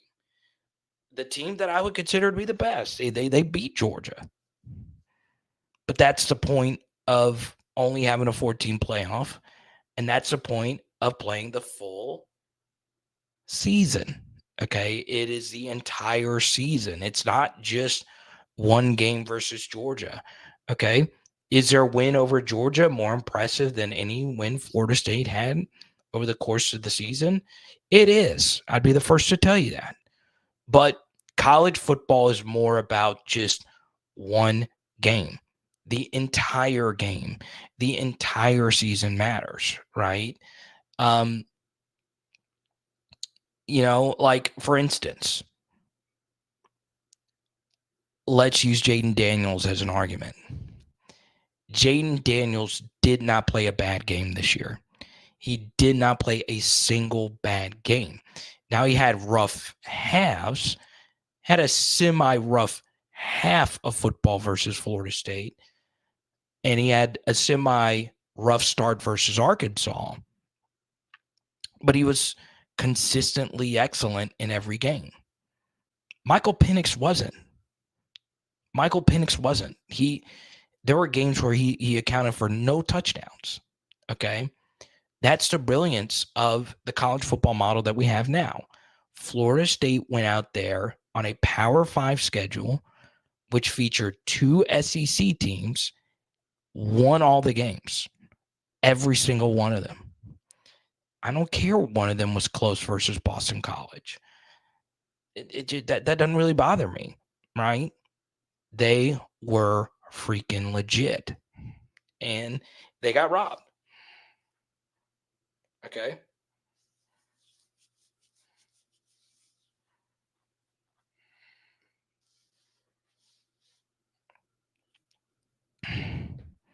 So 4 of their wins was more impressive than Florida State. So I'll give you Georgia was more impressive than Florida State's. And then after that, it gets a little tricky, right? Because both of them beat LSU, and they beat LSU more handily than Alabama did. So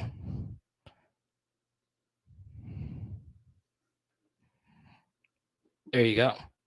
But Tyler, I think, is just right on.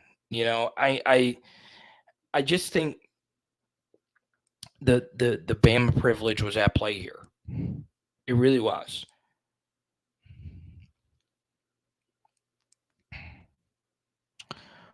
That's a good question for Pegasus. What would my 4 have been? Pretty simple. It would have been Michigan or Washington 1 or 2, Number 3 would have been Florida State. Number 4 would have been Texas. Okay. But, if Georgia would have won, it would have left Texas out of my 4. Florida State would have been the number 4. Bottom line is Florida State should have been in. That's all there is to it. You can't go undefeated versus a Power 5 schedule and not get in. I'm sorry. Especially if you have 2 SEC powers. I mean, we're not talking about them scheduling Vanderbilt, right? They scheduled LSU and Florida, and I know Florida wasn't that great, and Florida's a rivalry game that they play every year, but it's still impressive. You still got to play them, and you beat them in their house. So, look, to me, it's just not, this wasn't complicated at all, and they did what was best for the ratings. And honestly, I will also admit this. I will also admit this publicly. I think Alabama and Michigan is a far more compelling matchup than Florida State and Michigan, right? Because, Michigan would have a huge advantage over Florida State not having their quarterback. But I'm not in the business of giving you who's the most compelling, right? That's just not what I'm here to do, right? What's really compelling and exciting? The Kings and the Warriors, all right? I wish every NBA game was played like the Kings and Warriors game. But it comes down to who's the best. Okay? Let's go to Semper, who's been very generous to us lately. He's a big Mason Smith fan. He always supports, in particular, he's a big supporter of Lafayette athletes. FSU 1000% got screwed. Also, Firehouse now. That's true. We're getting closer to the hundo. Let's see. We are $45 away from giving out a Terrence Tolliver autograph card. A TT80, baby. Okay. Let's go to Marcus. He says, if that would have been LSU, you would want them in, right? So I'm guessing, Marcus, you're asking me if LSU was in Alabama shoes, I would want LSU over Florida State. Because obviously LSU lost to Florida State. So there you go. Yeah, I would still tell you that Florida State deserves to be in. Okay. And honestly, we're in a somewhat similar position last year. I kind of went back and forth on this. Did LSU, because we were in the spot last year, where 2-loss LSU was in a position to run the table to get a spot in the playoff, could they have gotten that spot in the playoff over 1-loss Tennessee, who beat us, dominated us on our field? And I was open to Tennessee getting in over us. Now, I would have hated it. But, that's obviously a different discussion. It didn't happen. But I would tell you, yeah, Florida State deserves to be in, even if it is my favorite team. Now, once again, because I'm biased, I would be biased towards LSU. I personally would want them to be in. But it could be anyone. Florida State deserved to get in.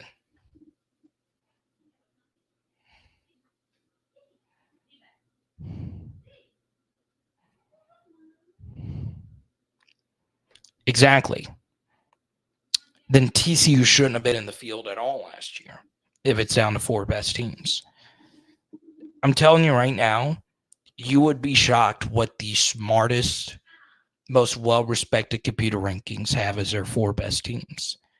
3 of the 4 most respected computer rankings had Penn State and Ohio State in their top 4 in terms of not what they had done, but in terms of their power rankings when it comes to offensive and defensive efficiency and all those things. They would have had Ohio State and Penn State in their top 4. So it's a slippery slope when you start saying, well, who are the best teams? Well, what are we determining who the best teams are? Right? Is it just eye test? It gets crazy. It gets crazy.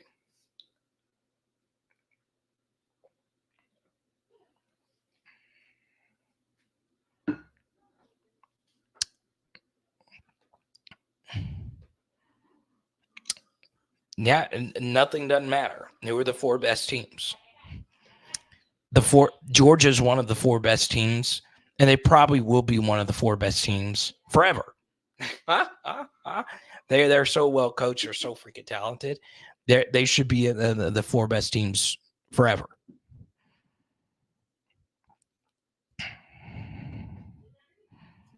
Especially next year. They're going to be good next year. Hot take.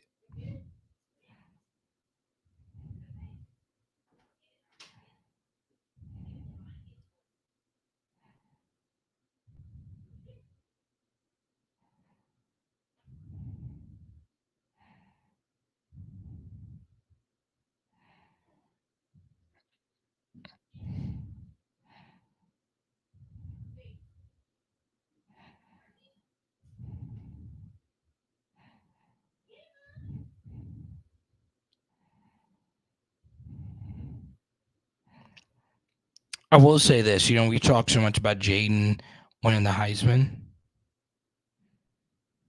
Okay.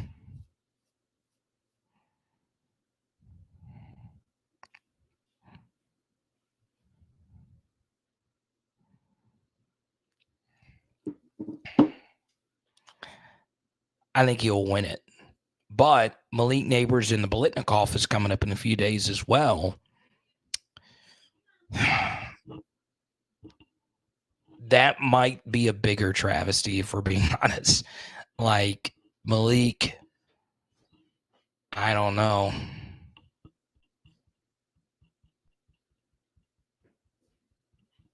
I don't know.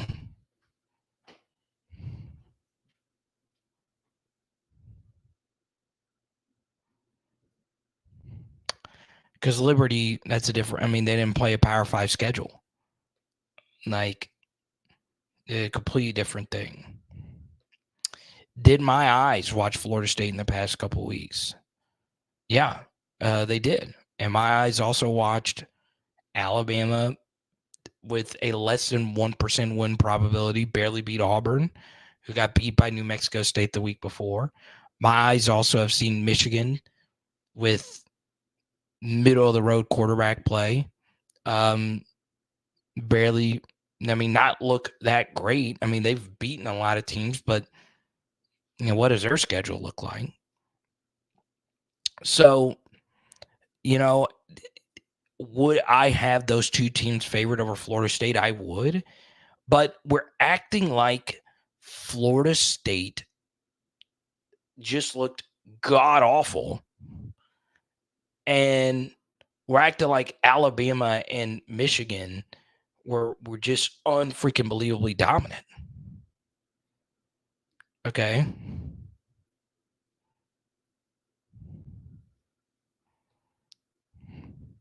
Power 5 is a joke. It's Power 2 at best. The other 3 are trash. Well, then TLV, that's part of the problem, though, right? You're making college football very regional. If you're saying that everything else is trash, and if that's the case, then Clemson's not a good program. Then USC's not a good program. Well, they haven't been, but it's like saying Washington, what they didn't matter. It's we shouldn't. It's okay to not have the SEC in the playoff for 1 year. It's fine. Now they were going to be in the playoff for forever. We're going to have at least 2 teams in the playoff every year as a Southeastern Conference.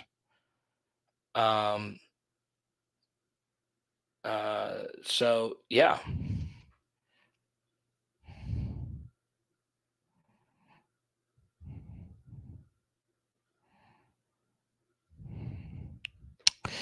Yeah, JJ, I do have a bad feeling about Malik. I think he's going to get screwed horribly, which sucks. But part of it though is like, I understand like it is a little concerning that Marvin Harrison is a Heisman finalist, but you really got to think about how the Heisman voting works. Like it's very regional. So the best player in the northern states, according to the Heisman voters, was Malik Neighbors. Marvin Harrison Jr. The other two finalists were West Coast guys, and the other guy was a Southeastern guy who's from the West Coast. So Marvin Harrison had the total northern vote, where Malik Neighbors would have to split votes with Jaden Daniels. Now, when it comes to the Blitnikoff, there is no splitting of votes unless there are some voters who split up Malik and Brian Thomas Jr.'s votes, which is probably not going to be the case. I think most voters know to do the right thing, and Malik should get the first place vote over BTJ. BTJ had a great season. So, yeah, that does concern me some, but when you really think about how the voting works, it shouldn't concern you too much. Okay.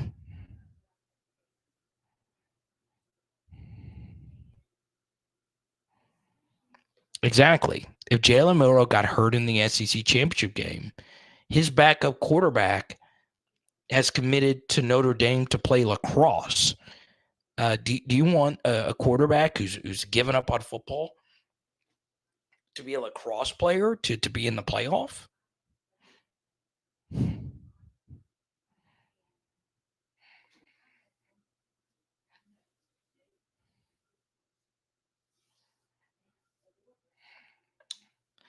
Yeah, it's true, LD. That's a good point. Malik is in a good spot. He's going to be generationally wealthy here in a few months. But he has specifically stated how important the Blitnikoff is to him and how important, records and that like LSU legacy, all that stuff. And that gives me chills. It's not like he really cares about being an LSU Tiger and really cares about being the best college football player he could be. So, yeah, he's good. Like JJ points out, he's going to be fine. But, man, saying Liberty is not in the same category is the same logic as saying the Huskies and FSU aren't in the same category. But that's not true, though. It's not true at all. Liberty is not a Power 5 team. The recruiting rankings aren't even close to being the same, right? The schedules aren't even close to being the same, right?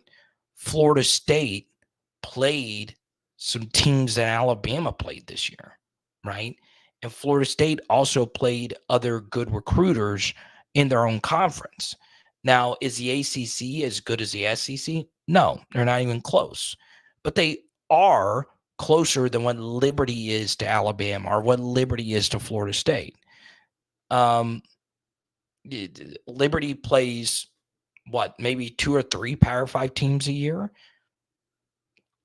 Florida State plays 9. It's crazy. Florida State went undefeated. And it should count for something.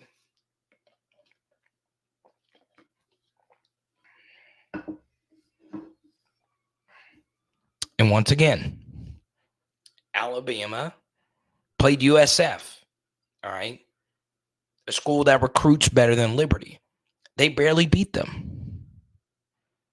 They barely beat them.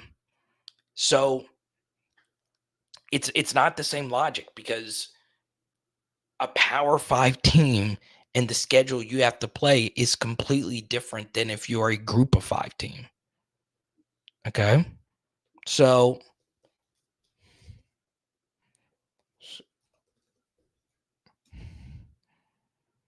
Liberty schedule. All right. Okay. So I'll pull up Liberty schedule here. And by the way, Liberty wasn't even the highest ranked Group of 5 team in terms of the experts. They had SMU ranked higher. So this is who Liberty played this year. Okay. Bowling Green, New Mexico State, Buffalo, FIU, Sam Houston, who didn't win a game this year. They barely beat them, by the way. At Jacksonville, Middle Tennessee, who they barely beat. At Western Kentucky, Louisiana Tech, who's had an unbelievable program downturn. Old Dominion, UMass, at UTEP, and New Mexico State. So, unlike the year before, where they went to Arkansas and actually beat Arkansas, Liberty did not play a single Power 5 team this year. Okay. So, you then compare that to Florida State. Okay. And Florida State beat down the Heisman Trophy winner. Okay. Went to Clemson on the back end of a back-to-back road game, beat them. Beat Duke. Beat Miami, who beat an SEC team pretty badly. Went to Florida. And obviously won the conference championship game. So once again, the schedule isn't a murderer's row. I'm not going to sit here and lie to you about that. But it's still a Power 5 schedule where they went undefeated and took care of business. And versus their two SEC teams, they won both of those games by 2 possessions or more. Okay? And JJ, they're trying to. They openly tried to before the season. Okay?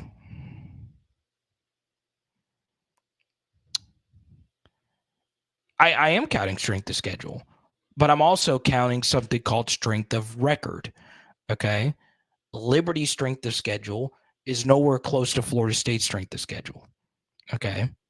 Florida State's strength of schedule was in the 50s. Alabama's was in the top 10. But there is a metric called strength of record, okay, which is an analytic that matches how difficult an average top 25 team would do on your schedule, okay? Alabama's strength of record was 4. Florida State's strength of record was 3, okay? So Florida State went undefeated, and it was really hard for them to go undefeated when you have a strength of record of 3 as an undefeated team.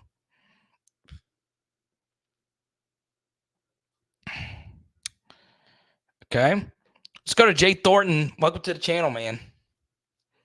Carter, I'm behind, but I watch every show, though barely live. You've helped me immensely when it comes to breaking down film. I appreciate that, Jay Thornton.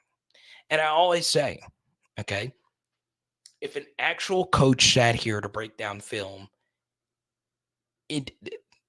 they're smarter than me. Okay. I just try and make it as simple as I possibly can. All right. But I really appreciate that. One big thing is how important it is to stay on your feet. That is all. Okay?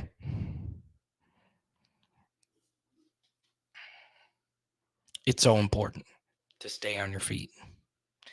You can't do anything when you're on the ground. Now, there are instances where you have to dive and make a catch, right? Such as the controversial Isaiah Bond catch versus Georgia. He had to dive to make that catch. Jarvis Landry has had to dive to make a lot of catches that maybe 3 other human beings on the planet could have made. Some of the catches he made at LSU. But more often than not, stay on your feet. Okay? Being on the ground sucks in football. It's a big deal. And honestly, it's a good rule of thumb in all of sports. You don't want to dive when you don't need to. Stay on your feet. Okay? It's honestly a bigger thing in soccer, if anything. If you leave your feet for a tackle, it's either going to be you making a tackle or you getting a yellow or a red card. Okay? It's always a good rule of thumb.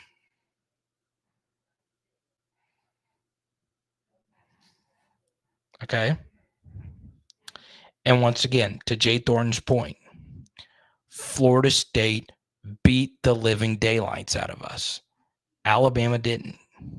Okay? Now, we were a better team during the midway point of the season, but they still beat the daylights out of us. I mean, it's all there is to it, you know?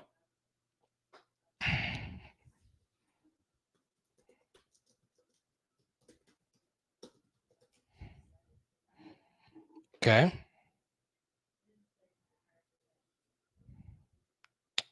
So I want to show this. Okay. Strength of record. So Liberty's strength of record was actually pretty good. It was 14th. But Florida State had the third best strength of record. Washington number 1, Michigan number 2, Florida State number 3, Alabama number 4, Texas number 5. These are your top 5 teams. Okay. So yes, Texas's strength of schedule is way better. Okay. Or Alabama's strength of schedule is way better. Strength of record.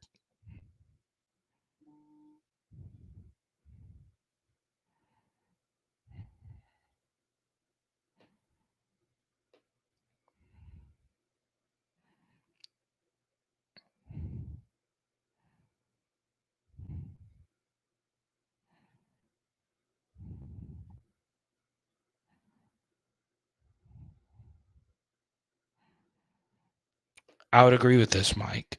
I don't think anybody would disagree with that. I think Florida State would tell you that. Okay. And this is true, JJ. No one's disagreeing with that. But your losses have to count for something.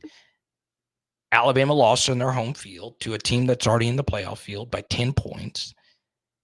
And once again, it's not – this is the thing people get wrong about college football all the time. They get it wrong all the time. It's not just about the big wins that you have. How did you do in all the other games? Okay. Alabama had some really shaky games. Okay. So the thing is, they were ranked number 8. You've got to do more than just beat Georgia for me to justify you leaping all these other teams that also won.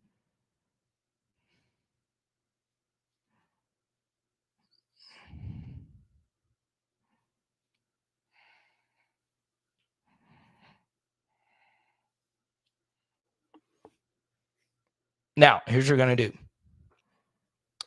In the next 5 to 10 minutes, I'm going to answer as many questions as we possibly can. But if you super chat, we'll keep it going. And we are so close.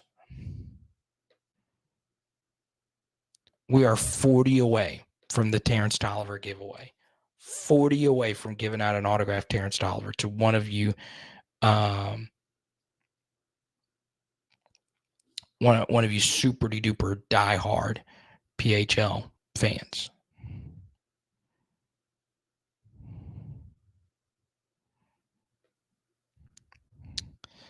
But Bama played opponents that were 98 and 61, and Florida State played 77 and 79. Big difference.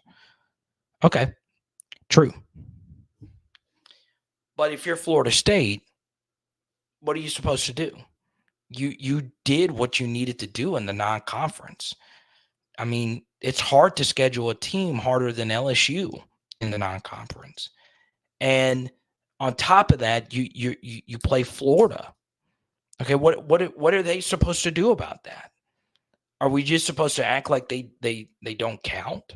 Then why do we even consider the ACC a Power 5 conference if that's the case? Okay. So, you know, I feel weird because like I know more Bama fans than I know Florida State fans. But I just think that they were shafted. I really, really, really do. Let me ask you this. For those that are defending the Alabama thing, okay? Would you feel the same way? Because I've not even brought this up since I've been talking about the Florida State thing. Okay. Do you know the ones that are defending Alabama right now? The only reason Alabama is in the playoff is because Florida State's quarterback got hurt. Okay? That is it. That is the only reason. There is no other reason why Alabama got in. Do you still feel, if Jordan Travis was healthy, that Alabama should have gotten in over Florida State? And I'm asking this to TLV. I'm asking this to JJ. I'm asking this to everyone else.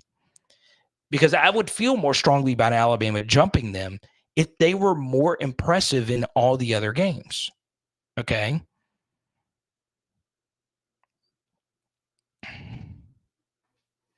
It's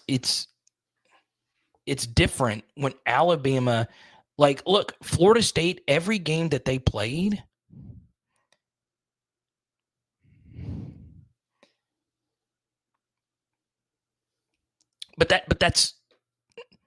this isn't a hypothetical, though, right? This is just a truth. The committee told you this. The ESPN analysts told you this. The main reason Florida State isn't in the field is because of one person's injury. This is not a hypothetical. This is he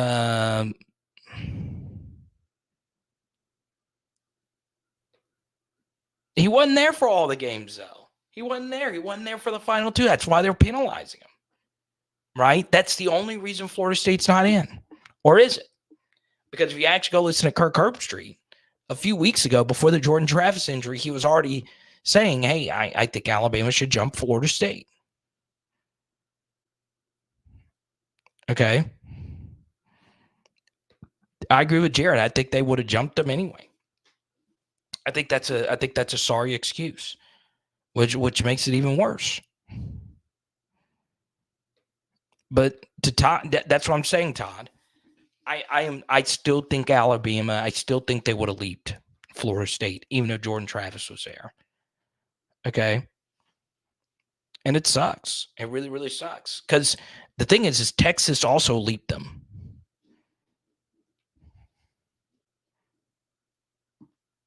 And Alabama winning was the best thing for Texas. Alabama winning is the best thing of Texas. So TLV's point is the other conferences should automatically not be ranked as head as the SEC champion, and that's fine if you feel that way. It's fine. I'm guessing that's what you're saying. Okay.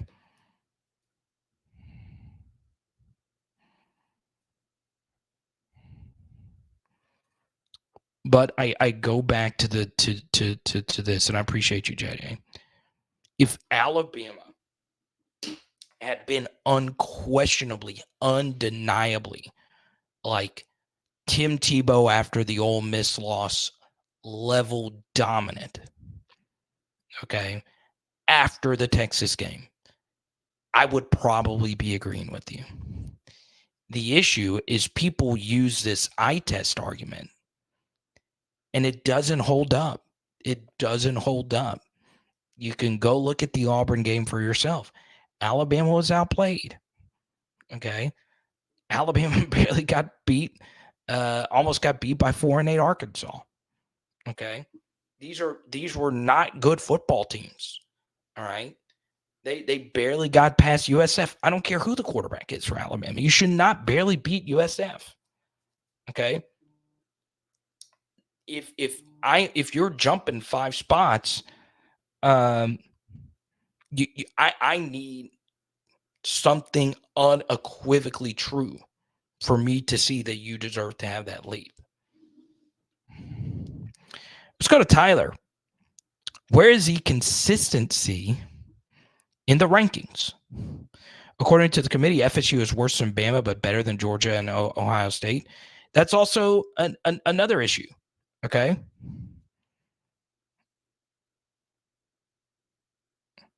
Exactly, AP.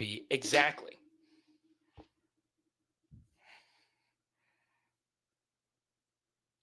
Why? Georgia should still be the number 1 team because they would be favored over everybody. Georgia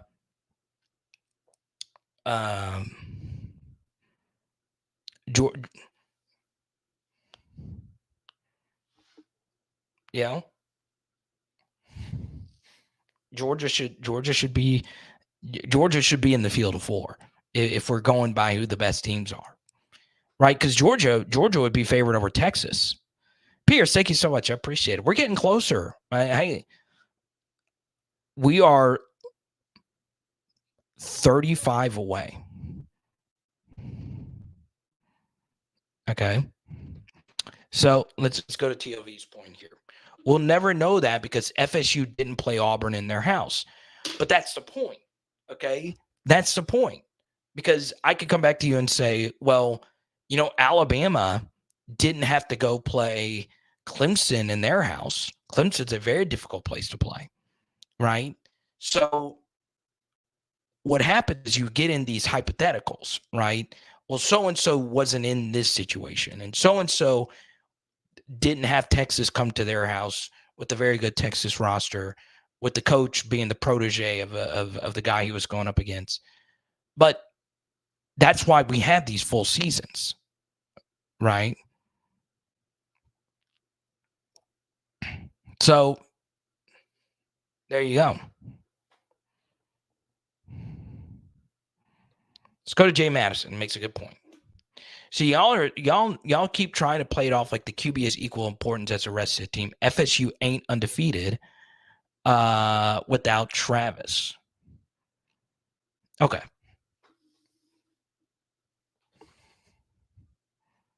Let's chat about this. And TLV gets us to the hundo. Look at that. I knew a good Florida State debate would get us there. So we got to give out a Terrence Tolliver autograph. Who deserves a TT80? I'm trying to think who deserves it. Oh, okay. I normally like to do this for people who haven't won anything. Okay? For people who haven't won anything. Okay? And you know who's never won anything for me? That is none other than JJ Pierce. Congratulations, JJ. Me dominating your arguments. Huh? No, y'all are making some good points. Okay. And by the way, Alabama getting in benefits me, benefits my SEC channel, gives me more content, right? Okay. So let's talk about the QB situation. It's a good point. All right. I keep trying to play it off like the QB is equal importance as the rest of the team. FSU ain't undefeated without Travis. Okay. Good point. Really, really good point. Okay. Where the opposite is true. Okay. Let's do the hypothetical here. Would Florida State have gone undefeated without Jordan Travis? No. LSU probably beats them without Jordan Travis. But notice the word probably is doing a lot of heavy lifting because probably can be used for any type of quarterback situation. Let's bring back the USF game. Okay. Now, how many of you watched the Alabama versus USF game? Okay. Where Jalen Milroe didn't play. They benched him. Their backup quarterbacks were terrible. Once again, Alabama's number one backup quarterback just went into the transfer portal for lacrosse. Okay. That's not a joke. That is exactly what happened. Okay. They tried not one, but two backup quarterbacks, and they barely beat USF. Barely. Okay. So let me ask you the same question. Would Tyler Buckner have been able to keep up with Jaden Daniels in Bryant-Denny Stadium? Hell no. Okay. So the inverse of this is also true. If Jalen Milroe isn't the quarterback, what is Alabama's record? They're probably 8-4 or somewhere around there. 9-3, 8-4. Nick's a great coach. Probably finds a way to win it. So what Florida State did as a team is even more impressive than what other teams did as a team. They proved that they can beat reasonably good competition with bad quarterback play or middle of the road quarterback play. They went to Florida, a Florida team that needed to win the game to go bowling. and they beat them. They played Louisville and with absolutely atrocious quarterback play, beat Louisville. Okay. Now, Florida and Louisville aren't unbelievable, but that shows me that they are a real team. And if you actually watch those games, their defensive line was so freaking good. Honestly, their defensive line versus Louisville looked like 2003 LSU. I'm serious. Their defensive line was so good. Folks, if you have a great defensive line and you can get home with 4, you can beat anybody. And what I would say to that is Michigan's quarterback play has not been elite. So this idea that Florida State would have been waxed by Michigan, I would have picked Michigan to win the game. But I'm not sure. I am not sure because Michigan's not really played a whole hell of a lot. Kyle McCord is not a good quarterback for Ohio State. He missed so many throws in that game. And I think Florida State's defense is better than Ohio State's defense. I understand that argument, but it falls apart with what's up, Forbes? Good to see you. It falls apart when you start to do well. If Jordan Travis wasn't there, well, if Jalen Milroe wasn't there, hell, what would our record be without Jaden freaking Daniels? I don't know. It's kind of scary to think about. And this was also true for Mike. You know, the BCS actually had Alabama 3, FSU 4, Texas 5. Thank goodness we don't have the BCS anymore.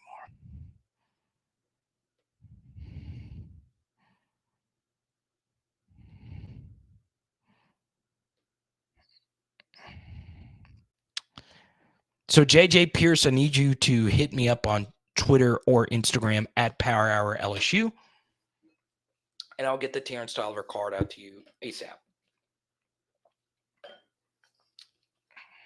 And I'm going to get a Jalen Milroe autograph for TLV. Joking. I understand you're just making the argument because you truly do believe Bama should have been in.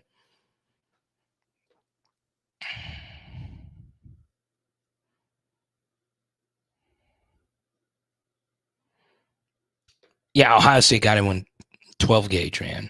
Cardale Jones.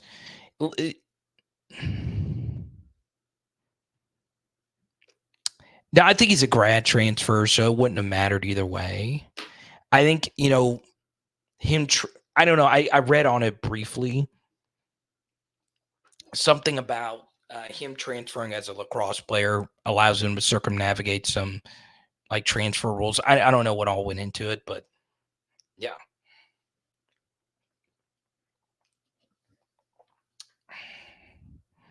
Oh, LD88's got a Christmas gift for me? Oh, I don't know. That's scary.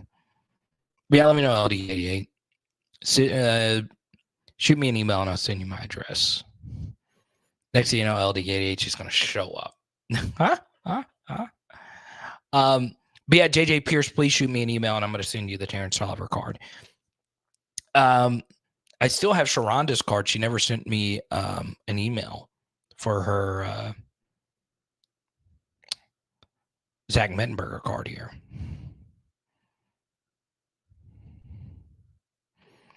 But yeah, it was a little bit different. I mean, if Tate Rodemaker or whoever brought Glenn for Florida State, if they would have gone 55-0, then they probably would have gotten in.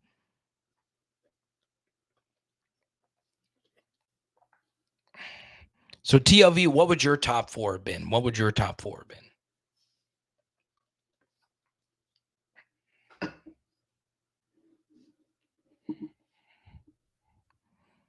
We'll take a few more here.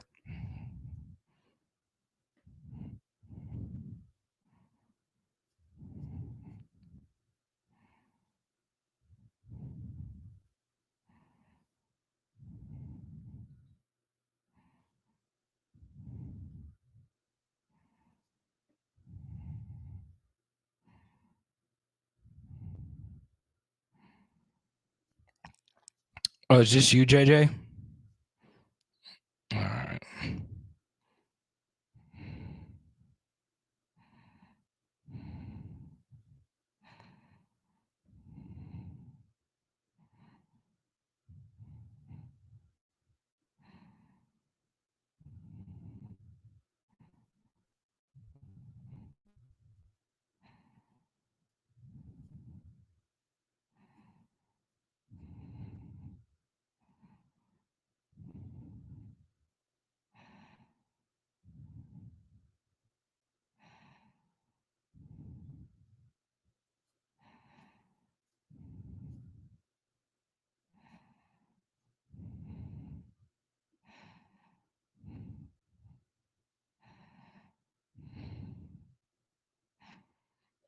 Oh man.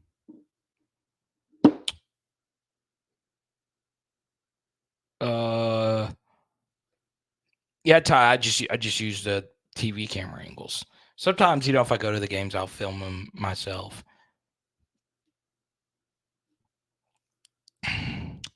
Westbrooks, what's up?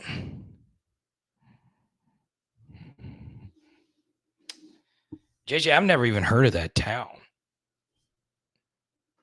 That's crazy.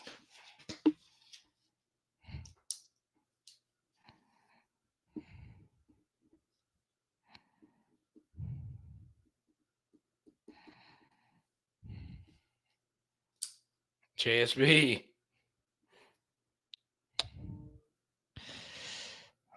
Oh, okay. That's interesting.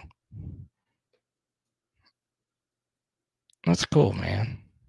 Shout out North Louisiana.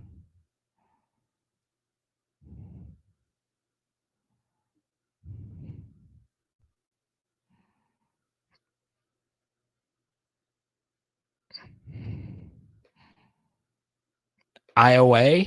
It's not Iowa, it's Iowa.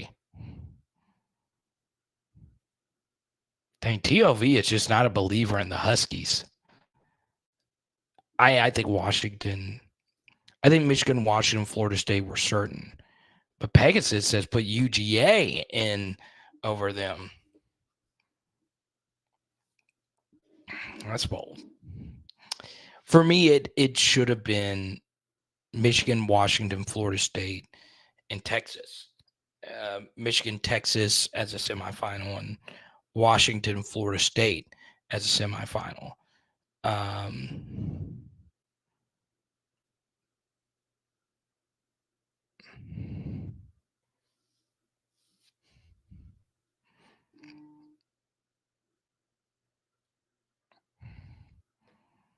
I like that the people that were debating for Bama, especially JJ and TOV, y'all are very civil.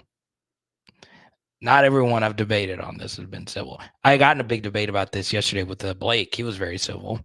But then again, Blake and I are friends. I talked to him for an hour today.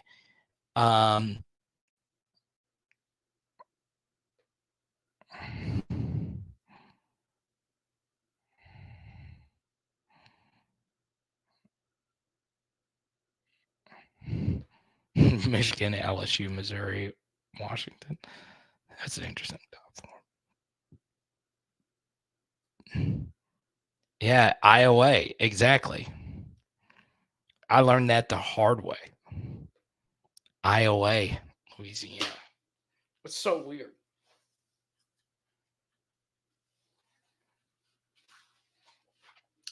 All right, guys. It's been a fun one. This will be on all your podcast platforms. Don't forget, tomorrow night we'll be live at 6 p.m. Central. Hopefully with some new Portal news. Wink, wink, nod, nod. Oh, I didn't do this. Shout out to our top super chatters for the evening. Jared, Drew, the Master Blaster, Danny, D. Really, Carvis, TJ from Louisiana Controls, Danny Girl again, J-Red, Simper, JJ. TOV is our top super chatter of the evening. And JJ again. Always fun. Always fun. AP, appreciate you, man. It is. Power Hour. LSU. Boom. And tonight we're doing cheeseburger, Pepsi, Cheeps. Let's go.